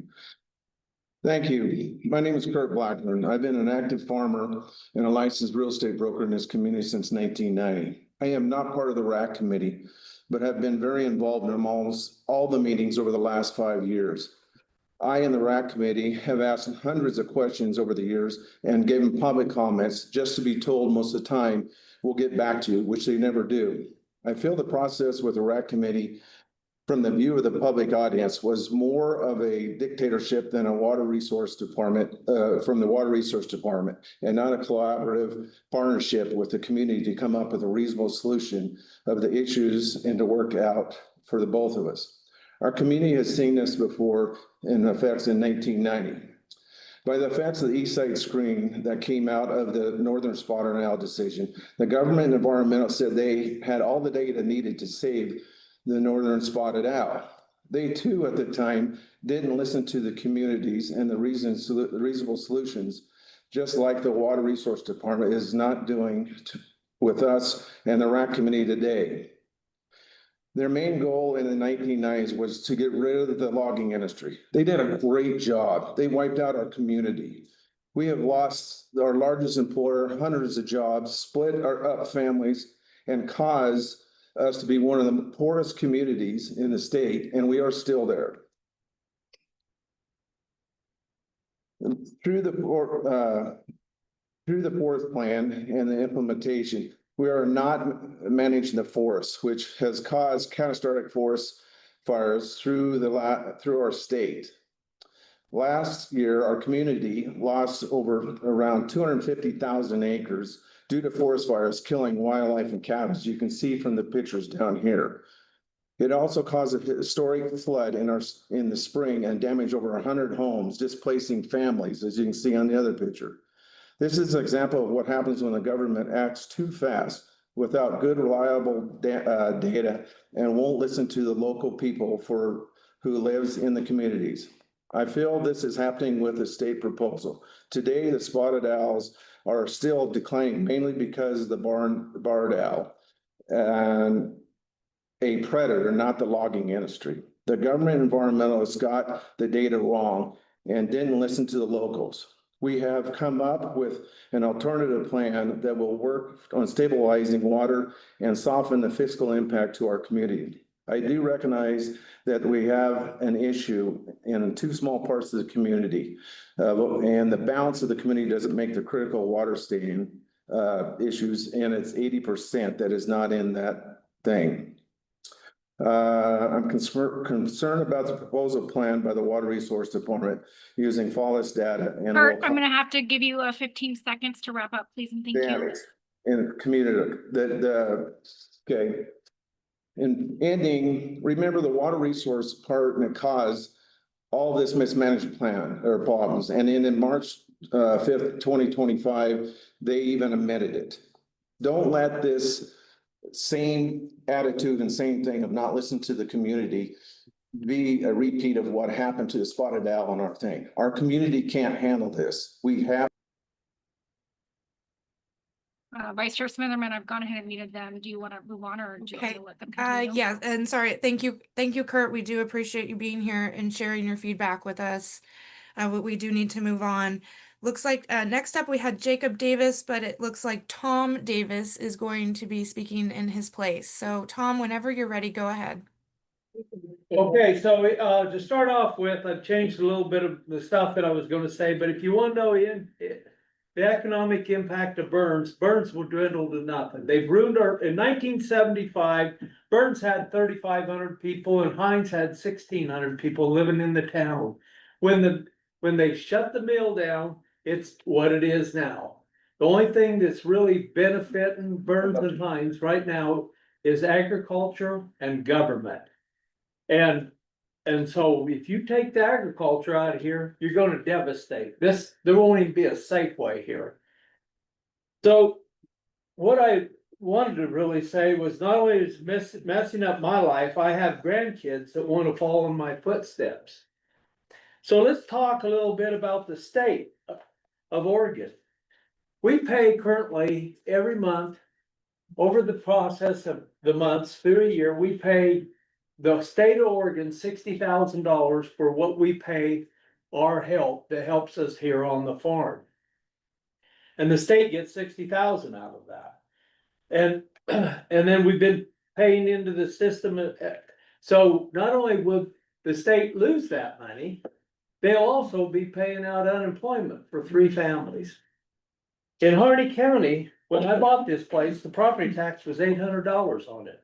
Now I'm paying $9,000 a year on it because of the improvements that I've stretched my neck out and made by drilling the wells. And furthermore, I am in an area that my water hasn't declined a bit.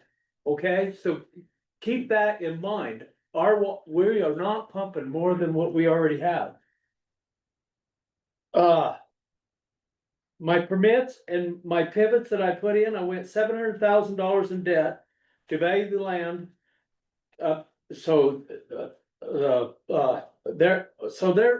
There's also a deal where I generate a little over $500,000 besides the taxes, and that money stays right here in Harney County. It is between pivot parts, irrigation parts, to tractor parts, to Safeway store, to getting things fixed up, and so that money's staying here. With that, I'm just a small time farmer here, and you take 30 or 40 of us out of there. What is that going to impact with Burns and Hines? Thank you. Thank you, Tom. Appreciate you sharing your situation and your perspective on the rules. Appreciate you being here.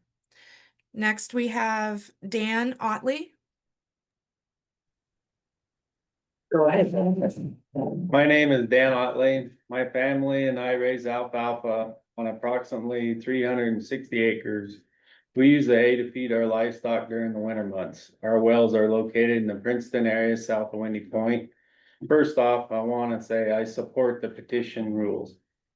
In August, I submitted more in-depth comments on the 512 rules. I hope that you will take time to read them. The petition addresses most of my concerns and the flaws of the 512 rules. I still believe my wells should not be even in a CGWA at all. The petition adjusted the sub-area boundary to conform with the state law, the OWRD's FAQ document, and the USGS water budget regions. The petition recognizes that groundwater conditions are very different depending on the area of the basin you are in. The petition takes into consideration that the USGS Southern Region or Lower Blitzen Voltage sub-area does not have drawdown issues. My wells are in this area and have averaged a plus 9.87 feet higher static water level just over the last 3 years. For 7 generations and 138 years, my family has lived in the Harney Basin. We use sustainable management practices, both with the land and the water. The proposed 512 rules would have a large financial impact on our family ranch. We would have to buy hay for our cattle while still making payments on our farm ground. The petition would allow us to work collaboratively with our neighbors, the U.S. Wildlife Refuge, and the Oregon Water Resource Department. With the petition and voluntary agreements, we can conserve our water and preserve our community. Thank you. Thank you, Dan. Again, appreciate your perspective and sharing your story. Next up, we have Bryce Otley. My name is Bryce Otley. I'm the 6th generation in Harney County. For all 6 generations, we have been involved in agriculture. This alone should be enough to prove that we use sustainable agriculture practices. I graduated 4 years ago from Oregon State University with a degree in ag science, minors in animal science, rangeland resources, and a minor from Eastern Oregon in business management. My wife and children and I moved back to the family homestead 3 years ago. We moved back to hopefully raise the next generation in agriculture. The family invested in a farm in Princeton that has a stable static water level. We purchased it to become more diverse and have a home for another generation. Now, with the new Division 512 rules, which I have commented on, we have discovered that the new farm, which we have a loan on, is in danger due to the blanket rules in 512 to be lost. Due to 512 being so radical and disconnected from the reality on the ground, I have today in support of the reality of the proposed petition rules. The petition has a wide variety of support for the community because it was created on the ground in the county and not across the state. The petition is correct with all the questions and concerns that I had on 512. I have little faith in my comments being implemented into 512 because of how radical it was to start with. With the original 512 rules, the local economy will take such a high financial blow that it will never recover. Through this petition, we could minimize financial impact on the local community. How the Great Depression impacted the United States, the 512 rule will impact the families in Harney County in similar proportions. This proposed petition is the only option to preserve our local culture, livelihood, and a sustainable groundwater for another 6 generations of Ottleys. Thank you, Bryce. Thank you again for sharing your story as well. Appreciate your comments today. Next up, we have Louis Flippants. I hope I'm saying that correctly. Louis Flippants. Yes, I actually go by Fred. They asked for my real name when I signed up, so I Well, gave go you the- ahead. Thank you Yeah. for being here, Fred. Go ahead. Yeah. This is Fred Flippants. I'm general manager of Harney Electric Co-op. We are the electric co-op that serves most of the irrigation users in Harney County. Harney Electric supports the petition, mostly because the petition has used community input and has more community support. We always try to back our communities, and I really feel that community support is there. Harney County has a history of collaboration with agencies, and I've been involved for many years, actually from the start of High Desert Partnership. We use many collaboration to work with the Refuge, the BLM, and the Forest Service, and have come out with some great outcomes. So I really have faith in this community to be able to do that. Also, in that collaboration, what has happened, we've had less litigation with agencies due to decisions that they make, and we've been able to move forward with projects. I believe if we follow with the OWRD 512 rules, that proposal will assure that we will have litigation going forward. Also, my look at the economic impact that has been shown in the OWRD studies, I believe drastically underestimate the amount of fiscal impact to our community. But even at that, if you even look at the graphs that OWRD shows in what they want to reduce water, you could use that same graph and say, this is the amount of money and jobs and livelihoods that are going to be lost in Harney County. We also talk about the fact that if we compare the two programs, that we're going to lose possibly 25 more domestic wells. Well, I'm a domestic well user and also a stock well user. I, a few years ago, had to redo my stock well. It cost me about $20,000. So $20,000 times 25 is $500,000. That's how much it would cost us to solve the domestic water issue. But yet we're willing to risk losing up to $100 million out of this community if we go the other solution. I think we can solve the domestic water. And I'm also a little disappointed that we politically correctly recognize the tribe from outside people, but yet we dismissed a young gentleman of 16 years old that made great comments. Thank you. Thank you. Thank you. Appreciate your comments and your feedback to us today. It looks like we do have Jacob Davis online, so I'd like to go back and see if Jacob is here to speak with us today and give us his comments.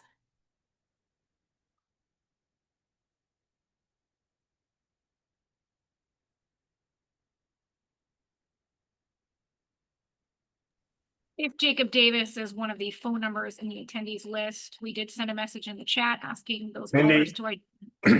Mindy, keep the city of Hines unmuted, please. Understood.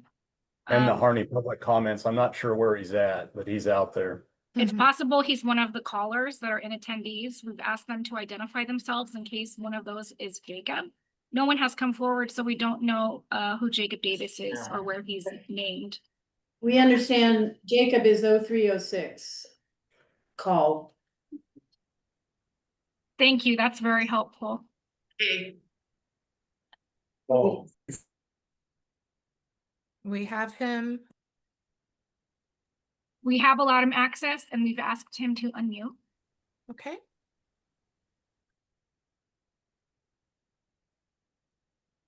Give another minute. I see him online. Okay. We are all still navigating this virtual world that we're in, so give each other a little grace to get set up and unmuted.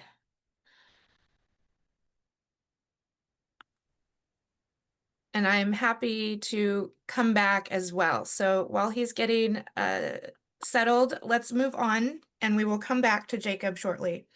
Next up, we have Sabrina Mackey.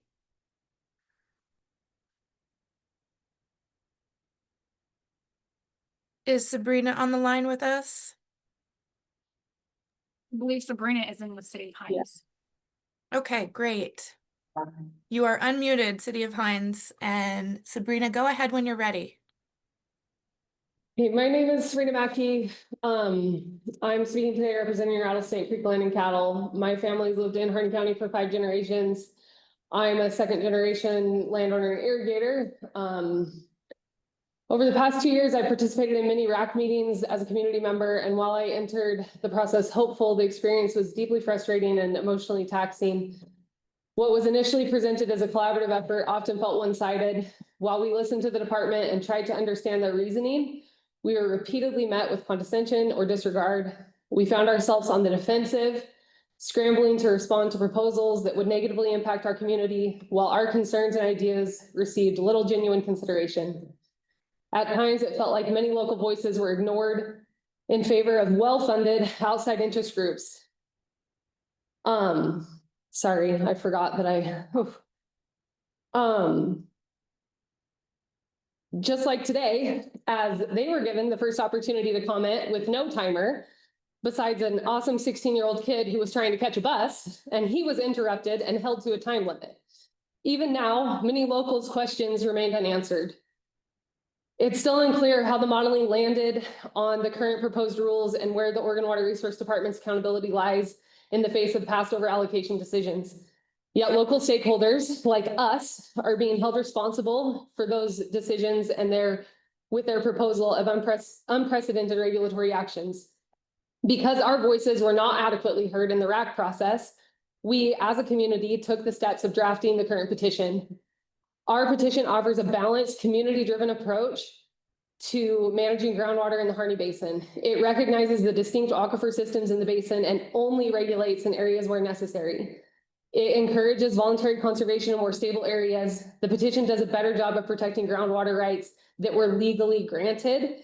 It also aims to minimize the economic harm to small businesses, landowners, and residents, which is required by law. The petition is rooted in public input while also meeting the state's policy goals for reasonably stable groundwater. It offers balanced, science-based solutions to groundwater management and ensures the community's voice is heard in shaping our future. We are not asking to avoid regulation. We are asking for a fair and community-centered approach that truly listens and respects those who live and work in the basin, not the outside interest groups. We urge the commission to adopt a long-term solution that protects not only the groundwater, but also the future of Harney County and its people. I appreciate your time and thank you for your consideration. Thank you, Sabrina, and thank you again for coming to the commission to give us your feedback and your thoughts and your perspective on the situation and the 512 rules. We appreciate you being here. Let's see, I believe that Jacob Davis is unmuted, so let's have Jacob go ahead and speak whenever you're ready. Can you guys hear me all right? We can, yes. Thank you for being here. All right. Yeah, sorry, I was going to do this on the computer, but my girls had a volleyball game in North Lake. But I'm Jacob That's okay. Davis. I'm I'm 47 years old. I'm a third generation. You heard my dad talk a little while ago. My grandpa pretty much was one of the first ones to start growing alfalfa in the basin. He moved here in the 50s. He started drilling wells, which one of those wells my wife and I were lucky to buy here in the last couple of years. We went out on our own in 2012 with bare ground and went in debt by a lot. We don't need to disclose that. But anyway, we have 4 kids. We got twin girls and 2 boys. And everything my parents have done will be for nothing to pass on the legacy. Everything my wife and I have done, we don't get to go camping in the summertime or anything. We're married to the place to pay our debt. Everything that we have done since 2012 on our own will be for nothing, because if the rulemaking happens with the 512 state, we will be the first on the chopping block. I forgot to mention, I'm in the Donner Blitzen, where we have been labeled as critical water, even though we're not dropping. We're setting the best on recharge, but we will be first on the chopping block. The state let all these extensions go by, and they let people buy water rights in different sub areas, from Weaver Springs to be exact, transfer them, put 11 pivots in our very backyard right now. And when I asked Jason Spirit about it a year ago, he told me, I go, why didn't you let any of us know? He told me on the phone, the reason we didn't was it's not going to affect any of you current users. A year later, not even a year later, they're saying we're going to get a 39% cutback in the Donner Blitzen that wasn't deemed a water right. And then those people that got 20-year extensions have an older water right than even my dad that's been pumping for 30 years where they're currently at. If the rulemaking goes through, it will bankrupt me and my family. We will be out of business. I've lived here my whole life. I support the petition. The petition, we're all getting together. That would take us out of the critical water. We would do a 10% volunteer, which we can all do that by rotating crops, sprinkler packages.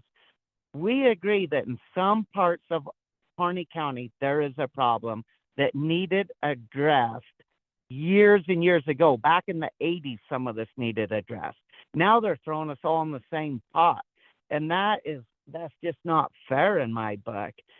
We know what needs done, and we can get there. And with this Jacob, petition, I'll give you 15 we're on seconds to board. wrap up. Thank you.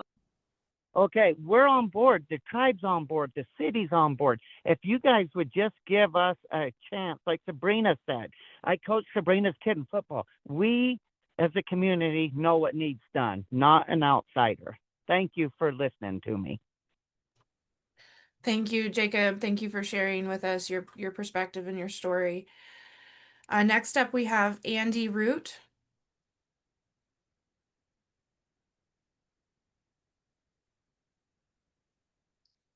Is Andy in with the Harney Public Group or the City of Hines?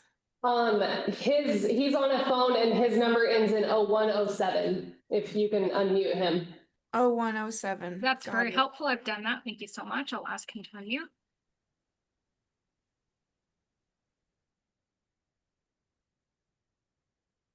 Can you hear me? Yes, Andy, we can. Go Can you ahead. hear me? We can hear you, yes.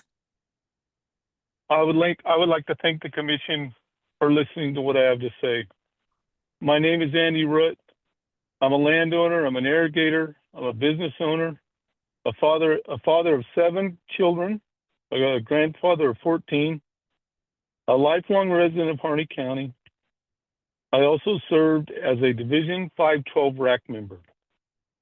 In Harney County, we do have a couple of sub-areas that have some problems that do need to be addressed. But unlike Jacob Davis, they should have been addressed in 1980. Water's been over allocated. This doesn't happen overnight. It's developed over the last 30 years, and the department has ignored it. And it cannot be solved quickly without devastating our community. The rulemaking process grew to be so complicated that many people no longer felt they could participate. Community members felt unseen, unheard, and uneducated in the process, so they stopped showing up. Unless you held a higher education degree in hydrology or you were an OWRD staff member, it seemed designed to go right over your head. For someone like me with only a high school education, the process was very overwhelming, very frustrating, and very discouraging. We need a gradual common sense approach. Common sense. Everyone lose track of the common sense approach that reduces the water use without tearing apart a way of life. Agriculture isn't just what we do. It's how we feed our families, keep our communities alive, and build something to leave for our kids and our grandkids. I want my grandchildren to inherit more than a pile of legal bills, fighting an agency that has chosen not to work collaboratively. Through the RAC process, it felt like our voices didn't matter. That's why we came together and submitted a petition, because we weren't being heard and our questions were unanswered. They were always put in the parking lot. That's what we were told in the RAC meetings. We'll put them in the parking lot and we're going to come back to them. There must be a common sense approach and a more equitable way to protect our natural resource while still allowing us to make a living. As commissioners, you now have the opportunity to support our community and our petition. Thank you for your time. Thank you very much for your comments, Andy, and we appreciate your time and appreciate you being here to speak with us today. Next up, we have Ken Bentz.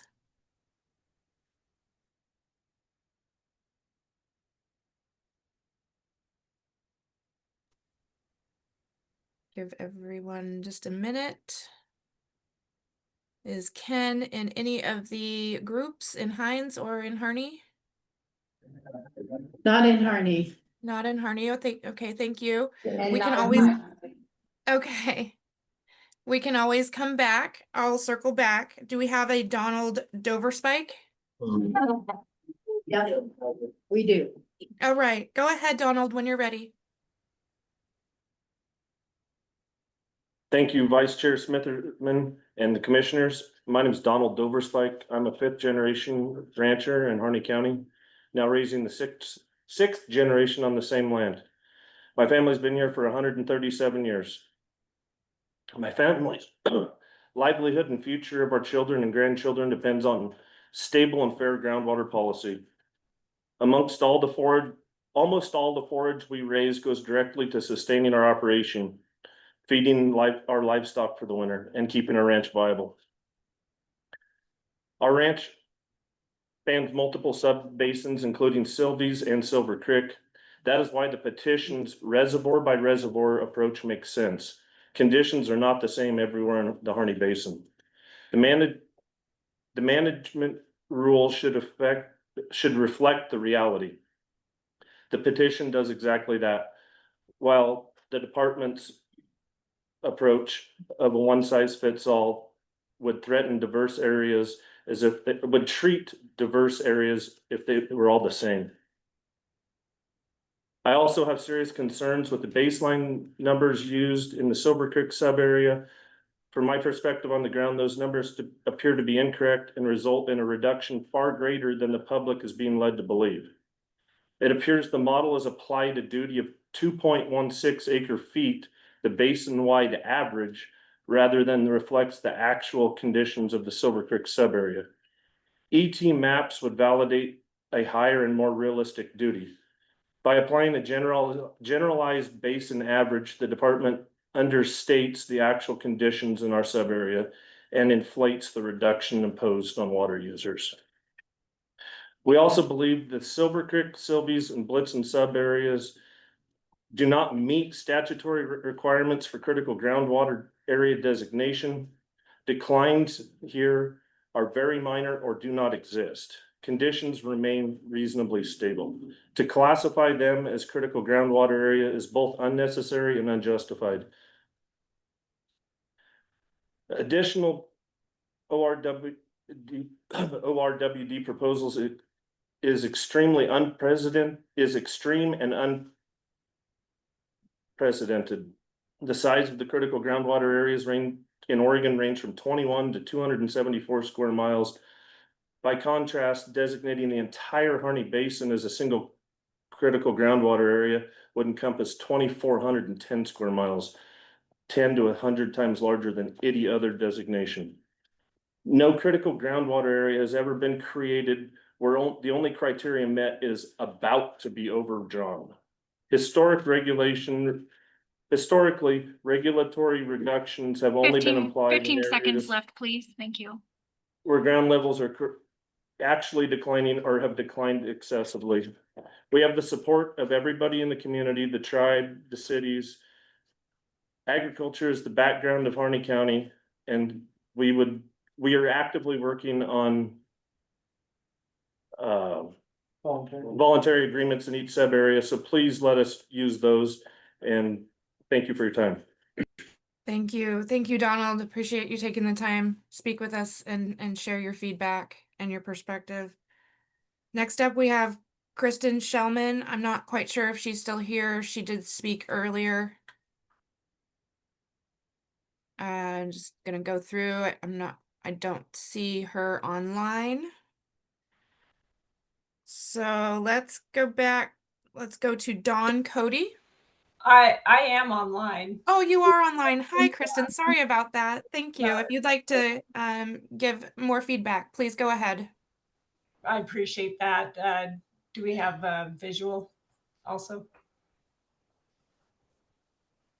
Give me 1 second here. Thank you. Appreciate your patience. I'll restart the timer.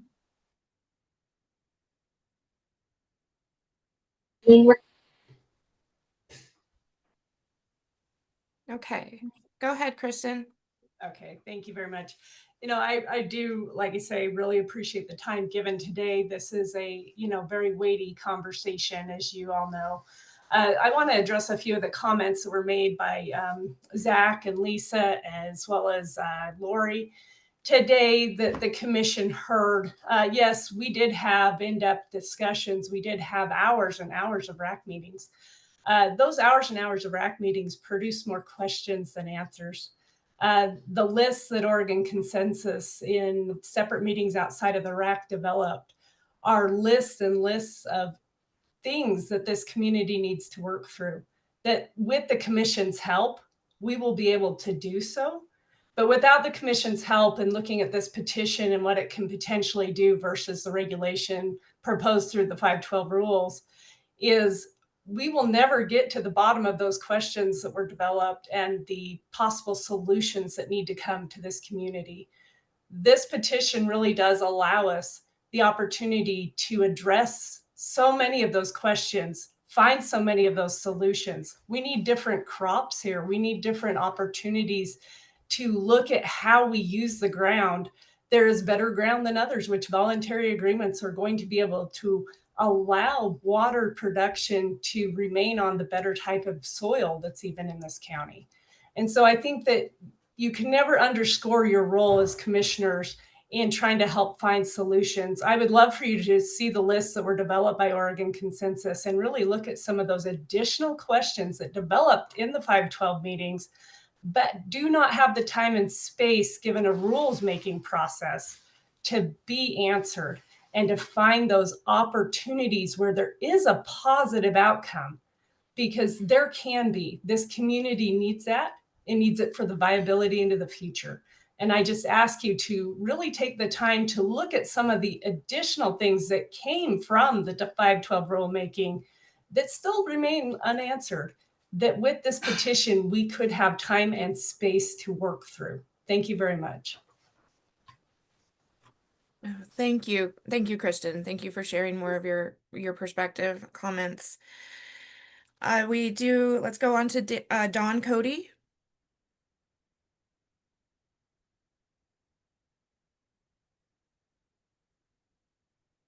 Let's see, is Dawn in any of the larger rooms? Okay, then we will move on to Alan Daniel Otley. John Cody's is 2682. Okay, thank you. 2682, Mindy. I'm not seeing that phone number in any Okay. of the attendance lists. We'll go ahead and keep working on that while we have someone else go. Alan Otley, are you with us as well? Mindy, there is an iPhone in there. I don't know if maybe that's the person. There's no phone number associated with it, though.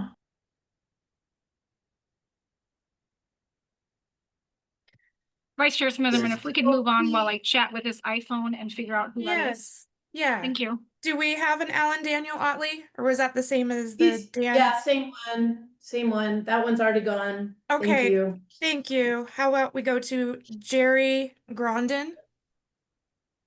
I got your birth certificate. Thank you, Vice Chair. Okay, Harney, would you be able to mute for us, please? Thank you. Go ahead, Jerry, when you're ready. Thank you, Vice Chair Smitherman and Commissioners. My name is Jerry Grondin. I'm a retired hydrogeologist from the Oregon Department of Water Resources. I was a participant in the groundwater investigation. My name is on 6 of the reports that were published.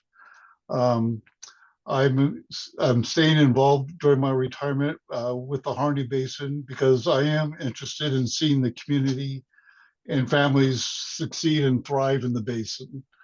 And I fully appreciate the community's concern about their well-being.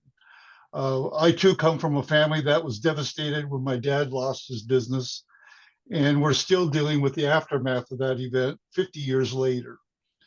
But my main reason for talking today is the second reason I'm staying involved in the process is I'm interested in maintaining the integrity of this science. And that's what I want to address in my comments.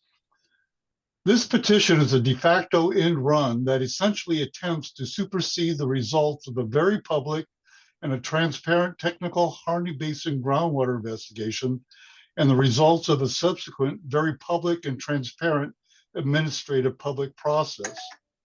In particular, the petition reinterprets, and I want to reemphasize, reinterprets the USGS WRD Harney Basin groundwater investigation published results in a manner that is consistent with the locally favored interpretations that state that the basin's groundwater occurs within separate, independent, isolated groundwater reservoirs that has been repeatedly advocated to the investigative team since the beginning of the groundwater investigation. This apparent reinterpretation goal is to technically justify creating, establishing separate, independent, isolated, administrative groundwater reservoirs for managing and regulating the basin's groundwater. The USGS WRD Harney Basin groundwater investigations analyses of the totality of the historic and current data does not technically support the local interpretation of multiple groundwater reservoirs, but rather a single groundwater system.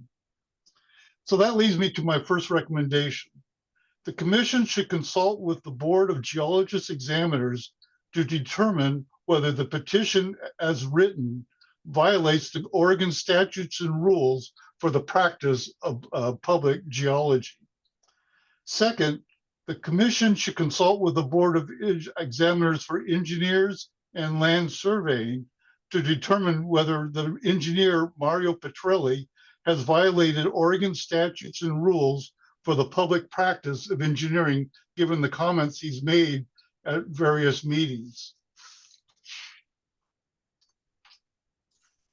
The commission should recognize that the petition is as a solely public interest finding request to decide whether the proposed 512 Division 512 rules revisions are best, which ones are in the best public interest. The petition proposed revisions revises the current proposed proposals from the department. The superseding Jerry, hydrogeologic. 15 seconds, please. Sorry. Thank Okay, you. I was looking at the timer and it hadn't moved. So really what the petition's about is a public interest request.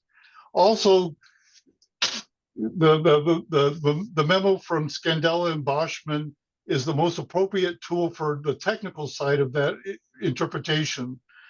Also, the commission should reject declaring or recognizing the separate groundwater reservoirs.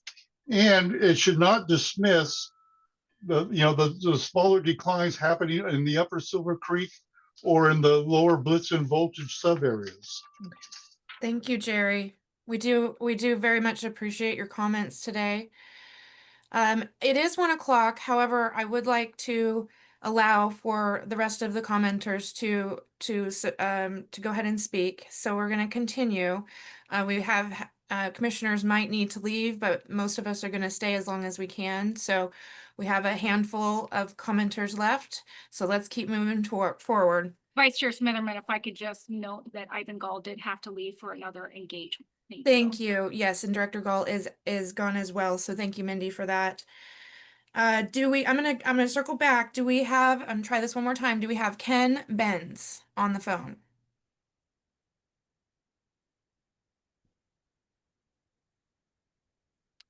Or Don Cody? If I can just make an announcement, Vice Chair, for any of the 3 phone callers, please raise your hand or send me in the chat with your names if you've signed up for oral comment. I do not know your names. It would be helpful if you could identify yourselves. Thank you. Thank you, Mindy. We can skip to Kenneth Beerley.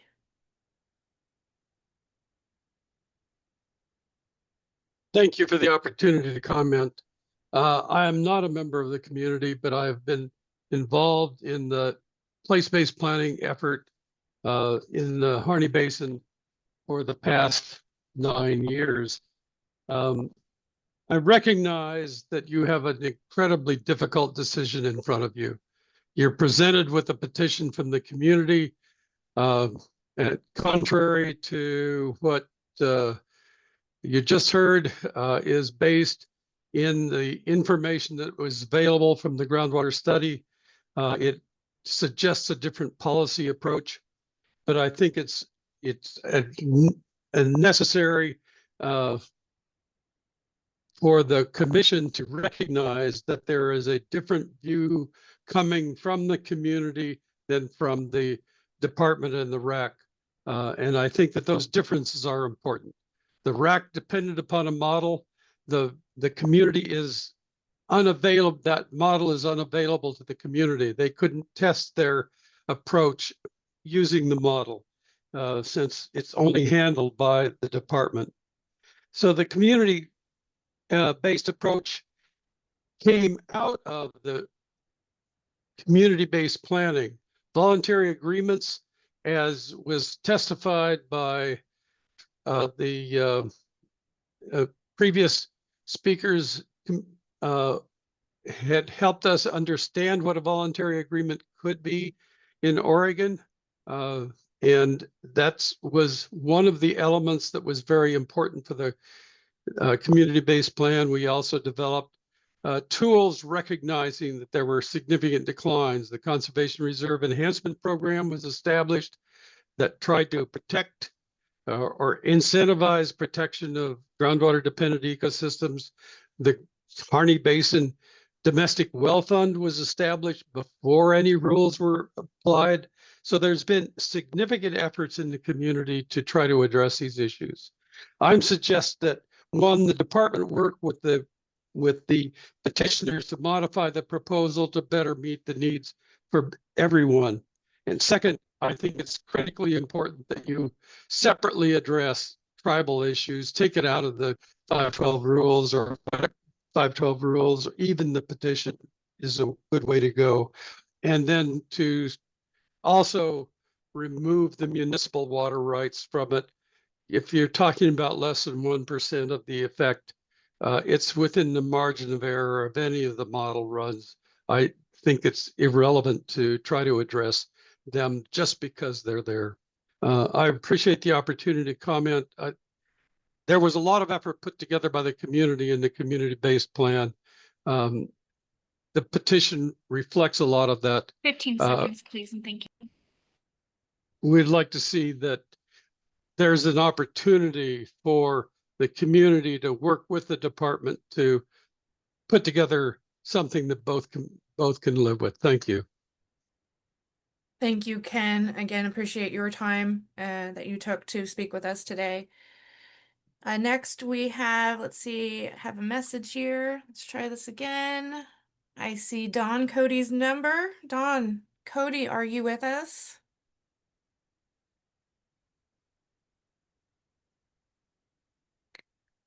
Go ahead and unmute.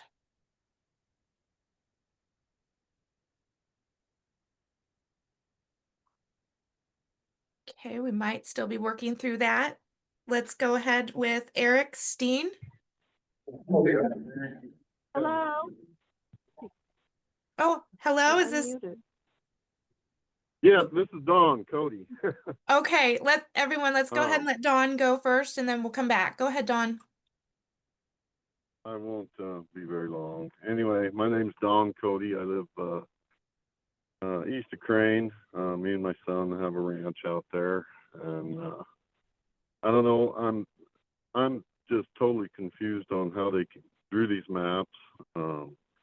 We've never had a water problem on our place, and we are lumped in with the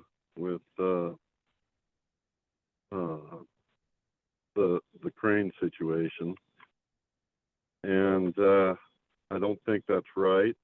I don't believe that we're pumping from, the same pool of water. I know there is places that have water issues, and my place isn't one of them. But anyway, this is going to devastate our communities. It'll devastate Crane. It'll devastate Burns. Like some of the previous callers have said, I mean, we'll be lucky if we have a place to buy groceries. Anyway, that's about all I have to say. Thank you. Thank you, Dawn. Appreciate you taking the time to speak with us today. Okay, let's go back to Eric Steen from Harney. Go ahead when you're ready. Thank you. Okay, thank you for taking my comment. My name's Eric Steen. My wife and I run and operate on a fifth generation Century Farm and Ranch in the Diamond area. We're in our mid-30s and have a 7-year-old son in the Diamond Elementary School. The school consists of 13 students. It's a very small school relying solely on agriculture. We raise cattle and hay, cooperating with many government agencies in our operation. Last year, my wife and I were named Young Farmer and Rancher of the Year by the Harney County Chamber of Commerce. Over the past few years, we bought a few pivots in the lower Blitzen sub area. These hay pivots are crucial to our cattle operation. Without them, the generational handoff that you see in this region will undoubtedly end with this one. In response to the current 512 rules put out by the department, it has shown our sub area is operated and produced in a surplus of water, failing to meet the state's critical groundwater designation by their own terms. As a result of our inaccurate labeling as such, we as a sub area have responded with voluntary agreement in hopes to cooperate with the department in their pursuit of water conservation in the Harney Basin.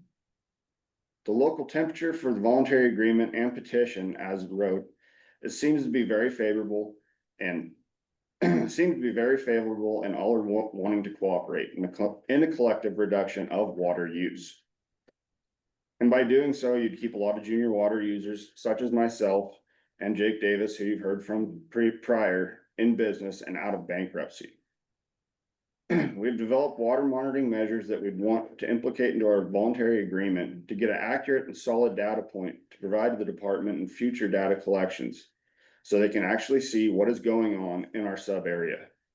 We also have formed some potential funding to upgrade more efficient irrigation equipment for our targeted 10% total reduction via the petition. I'll conclude with the sentiment that the consideration and acceptance of this petition and our voluntary agreements will save the future of our small rural schools, businesses, and most of all, our families. These water rights have faces to them. I am in one, This room I'm in is filled with others. They mean more than just production agriculture on a large scale, as some of the previous commenters have said. They are our community's future and our community prosperity. Thank you. Thank you. Appreciate your time, Eric. Next up, we have Tony Hackett. Yes. Thanks, Vice Chairman Smitherman and Congressman. I've been here since the early 70s. We've been fighting the same problem since then. We grew hay, we had the same water problems in the 70s that we still have today. In the meantime, Water Resources has issued water rights out all the way up to 2015 to 18. We been on the RAC, I was on the RAC committee, we worked side by side for the people that think we had our input. We did have input, we worked with them, got patted on the back. Then when they left and came back, they did what they wanted to do. We didn't, most of the time, never came back with the same thing we talked about when they left. We turned around and I brought customers in because I didn't want to drill their wells unless they knew they were gonna get to use them. And watch Water Resources stare them right in the face and tell them, use it or lose it.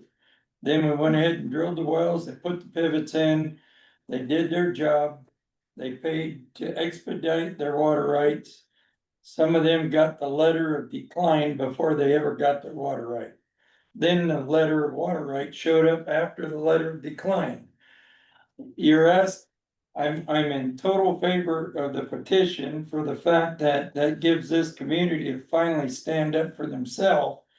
This community is a very close-knit, very honest group of people that live here that will work together and do something, not be regulated by the same people that did nothing for 4 years or 40 years. I just can't trust the regulations of this county being ran on the other side of the state.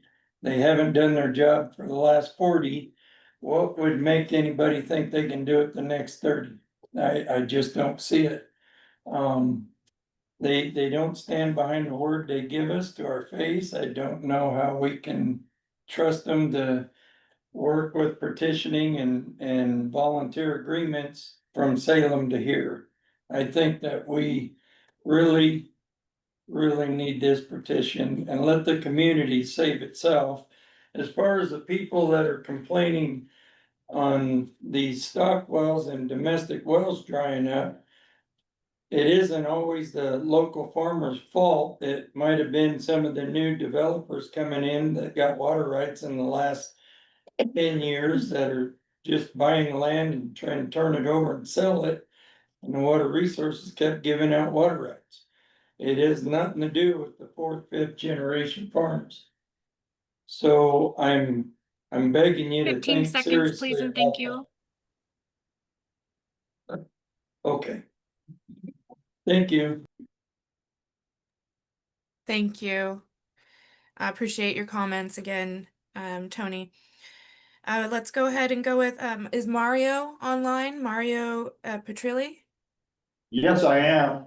Great. Go ahead when you're ready. Howdy, everyone. It's me again. Hey, Jerry, love your work, but I think I understand how the USGS Garcia et al. Research and your work came up with most of those large GW discharge rates and actual for all 3 areas under their analysis, which guided the model. It's the WRIS numbers. Oregon uses unique catalog methodologies over time than its neighbor states, which makes this problem weird. A 2022 USDA survey of groundwater resource record management by states ranks Oregon 49th due to the unknown number of defunct and abandoned wells. Indiana's 50th. I call the Harn well log Byzantine, and the USGS uses these numbers. The POD totals, POU acres, and rates include some duplication. A groundwater right may have 2 or more wells attached, and a well may have 2 or more groundwater rights attached. a few as many as 5 according to the GWIS law. Parsing the PODs and POUs, or more correctly assigning actual wells to actual acres, will take time, large computers, and subjective imagination. There are assignment errors. Some permit and certificate transfers logged into the Harn well log event log, whose transfer paperwork can be a bit messy, differ from the primary WRIS log. The WRIS tends to accumulate groundwater rights to a well. There are 5 known farm operators which use a relatively small number of wells interconnected to irrigate a large number of acres for operational efficiency. These farms are in the 3 Rule 512 identified critical ground problem areas: Rattlesnake Buchanan, Crane, and Weaver Springs. The amounts of overconsumption are amplified by the overassignment of PODs. Gee, I don't know, let's assign this groundwater right to the nearest well. Yes, there are POD well owners with POU farms owned by another within the WRIS log when compared to the Harn log. The Harn log, the mother of all department databases, is somewhat chronological, beginning in 1883. Currently, I'm accumulating about around the year 2002. Thus far, I'm finding an 8% error rate or difference between the log and the GWRIS and the WRIS databases, and a 2.5 to 3% entry error rate. I cannot say if these error rates will be finals. There are more transfers between 2002 and 2025, which may muddy up the waters more. The use of paper acres and acre feet is convenient. They are from the GWIS database. 15 But these seconds, numbers please, are and not- thank you. I'm almost done. I'm double checking and grading the division's homework. So far, it's a B. The Plan B petition suffers from the same issues. It also relies on the GWIS consumption numbers and the WRIS assignment errors. However, its proposed reduction rates are more real when compared to the Rule 512 estimated consumption rates. The city Vice Chair, I've gone ahead and muted them. So sorry about that, Mario. Thank you. We do really appreciate you being here, taking the time to talk with us today. Next up, we have Eric Kearings. Good morning, Vice Chair Smitherman and the commission. Thank you for listening to my comments. Today you've heard a lot about technical data and everything, but I want to tell a story today. Think of it in 2035, 10 years from now. It's February, it's blizzard outside, snow's coming 20 inches high. The drifts are everywhere, the sod house lane come blown in. There's a senior white water right user. His wife asks quietly, "You think I'll make it to my doctor's appointment tomorrow?" He looks out the window, and what does he see all white? He knows the loader's broken down, parts are in order, but nobody's coming to fix it. So he grabs his phone. He looks at, who am I gonna call? The neighbor's right across the way. They've been curtailed and moved away. Well, who's to the right? Mile and a quarter away. They're old, but all they've got is a little yard tractor. That's not gonna do. They'll never get my Ford out. The neighbors behind the hill, they're 2.5 miles away. They've been curtailed and they're back in Diamond's Way. We moved to the left. They're senior water right users. They moved out. They had to find a truck driving job just to make the bills. The neighbors right next door, they're senior waters as well. Bank owns that place. No one's home. The green barn down the road on lava bed lanes full of equipment. Ah, but they wintered where there's somewhere warm. Well, there leaves only one person across the way. I'll give them a call anyway. Ring, ring. The answer, what can I do for you, neighbor? Could you get me out? Could you plow me out? I need to get to the doctor tomorrow. Wife's appointment. No can do. Sorry, neighbor. My brake's stuck in the driveway. 4-wheel drive tractors laid up in the stack yard under all this disaster. I don't know if I'll even make it out. That is. He hangs up the phone. With despair and defeat. He turns around very quietly. My dear, I think you're gonna have to postpone doctor's appointment. We're stuck here till the snow melts. Or somebody by the grace of God plows us out. And she sees his tears as he turns to stare out the window at the light. Now let's take that back. We're back to 2035. The petition has been approved and implemented. 15 In the same seconds, please, and situation. thank you.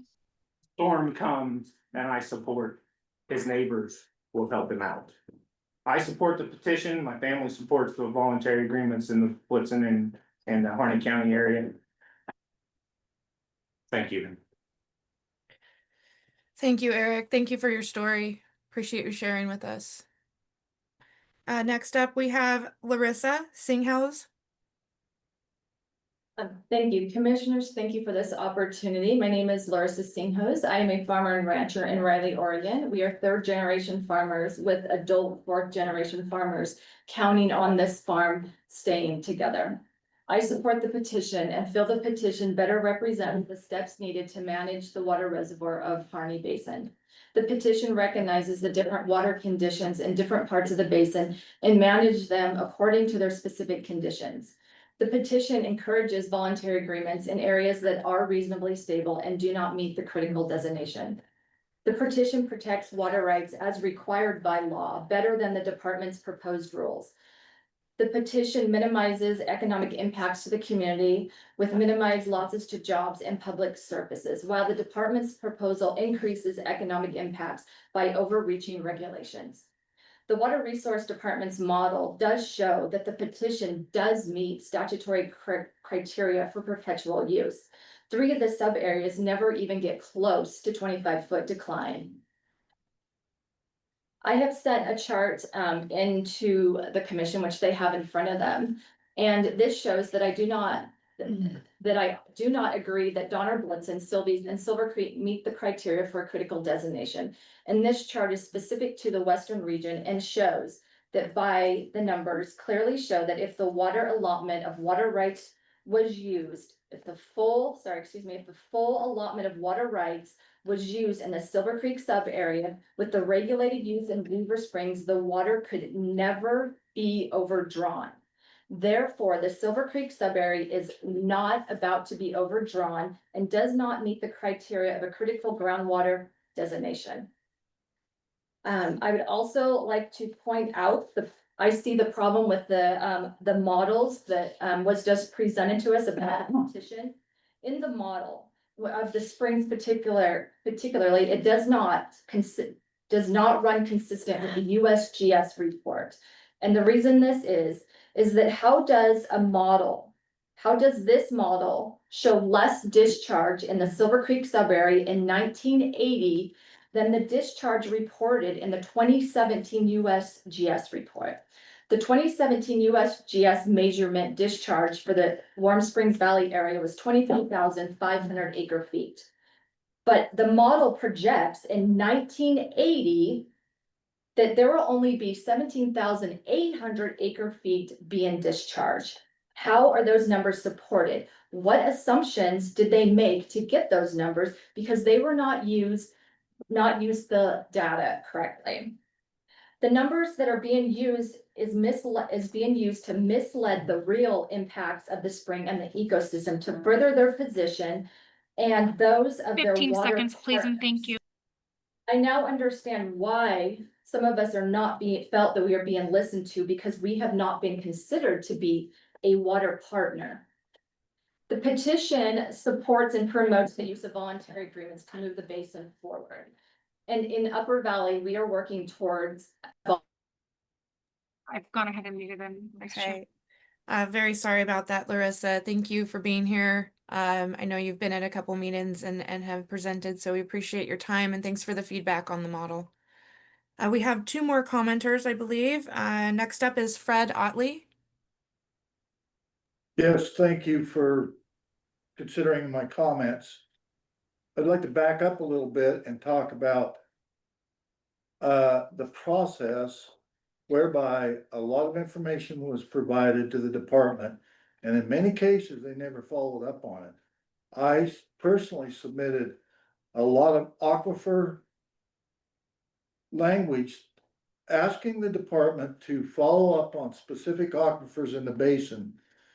And they never came back with how they would do that or why they would do that. They just did not do it.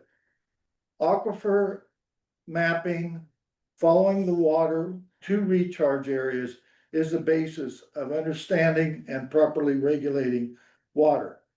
And I think that's where we are now. If the department would have looked at increase or decrease your functions of streams, if they would have tried to follow differences in water quantity, I think we would be in a different place right now. The recharge areas that I submitted information on was never followed up on. And I think that leaves us in a pretty poor place in terms of the existing 512 rules that they're proposing. We have big discrepancies in the determinations of water availability, and most of the area of the basin is not overdrawn and doesn't face being overdrawn. If the individual aquifers were properly analyzed and followed up on, we would be more specifically addressing water management needs in each area. I appreciate and support the petition because it more closely allows individual areas to look at all the different issues involved in static groundwater levels and the area that recharges those. So it's vital to go forward with the petition and voluntary agreements. I know that when the department flip-flopped 3 or 4 times in terms of how they were handling static water levels and moving towards the model that they use. The model, in that process, they flip-flopped 3 or 4 times, moving to criteria that there's no data involved to follow up on that, like springs and whatnot. So we're in a 15 spot seconds, where please, and thank you. the basic problem in the existing rule is that the assumption was used that wasn't characterized by the department earlier, and that assumption was it's all one flow. We know that's not true. The petition is the best way forward. I've gone ahead and muted them, Vice Chair. Okay, thank you. Sorry about that, Fred. Thank you for your comments and taking the time to be here today. We've had, it's difficult to get everybody in an allotted period of time, so we appreciate your understanding. I think the last one we have on the list is Carl Newman. Keep going. We're open. Carl Newman, 5th generation in the county, all agriculture. I own and operate in the Blitz and Voltage area, and just 2 years ago made my first 7-figure purchase. Went into debt big time, but believed in the process. Business owner, I have 3 full-time employees with a company that is not in cattle and hay, and it completely supplements my program. And I'm hearing a lot of misrepresentation today. I'm hearing lots of different voices who don't get cut off, mind you. They get to say their piece, and then we'll cut off 16-year-old high school kids trying to get on the bus to go to a game. But then we'll keep on playing to people who don't even know what they're talking about. You can literally go onto my property, and I run 250 acres are irrigated off one well. I report my static level to the state It is measured every March. It has gone up every single year since that well was drilled. And then I go to my lease property of 42 acres, and it has maintained its static level every year.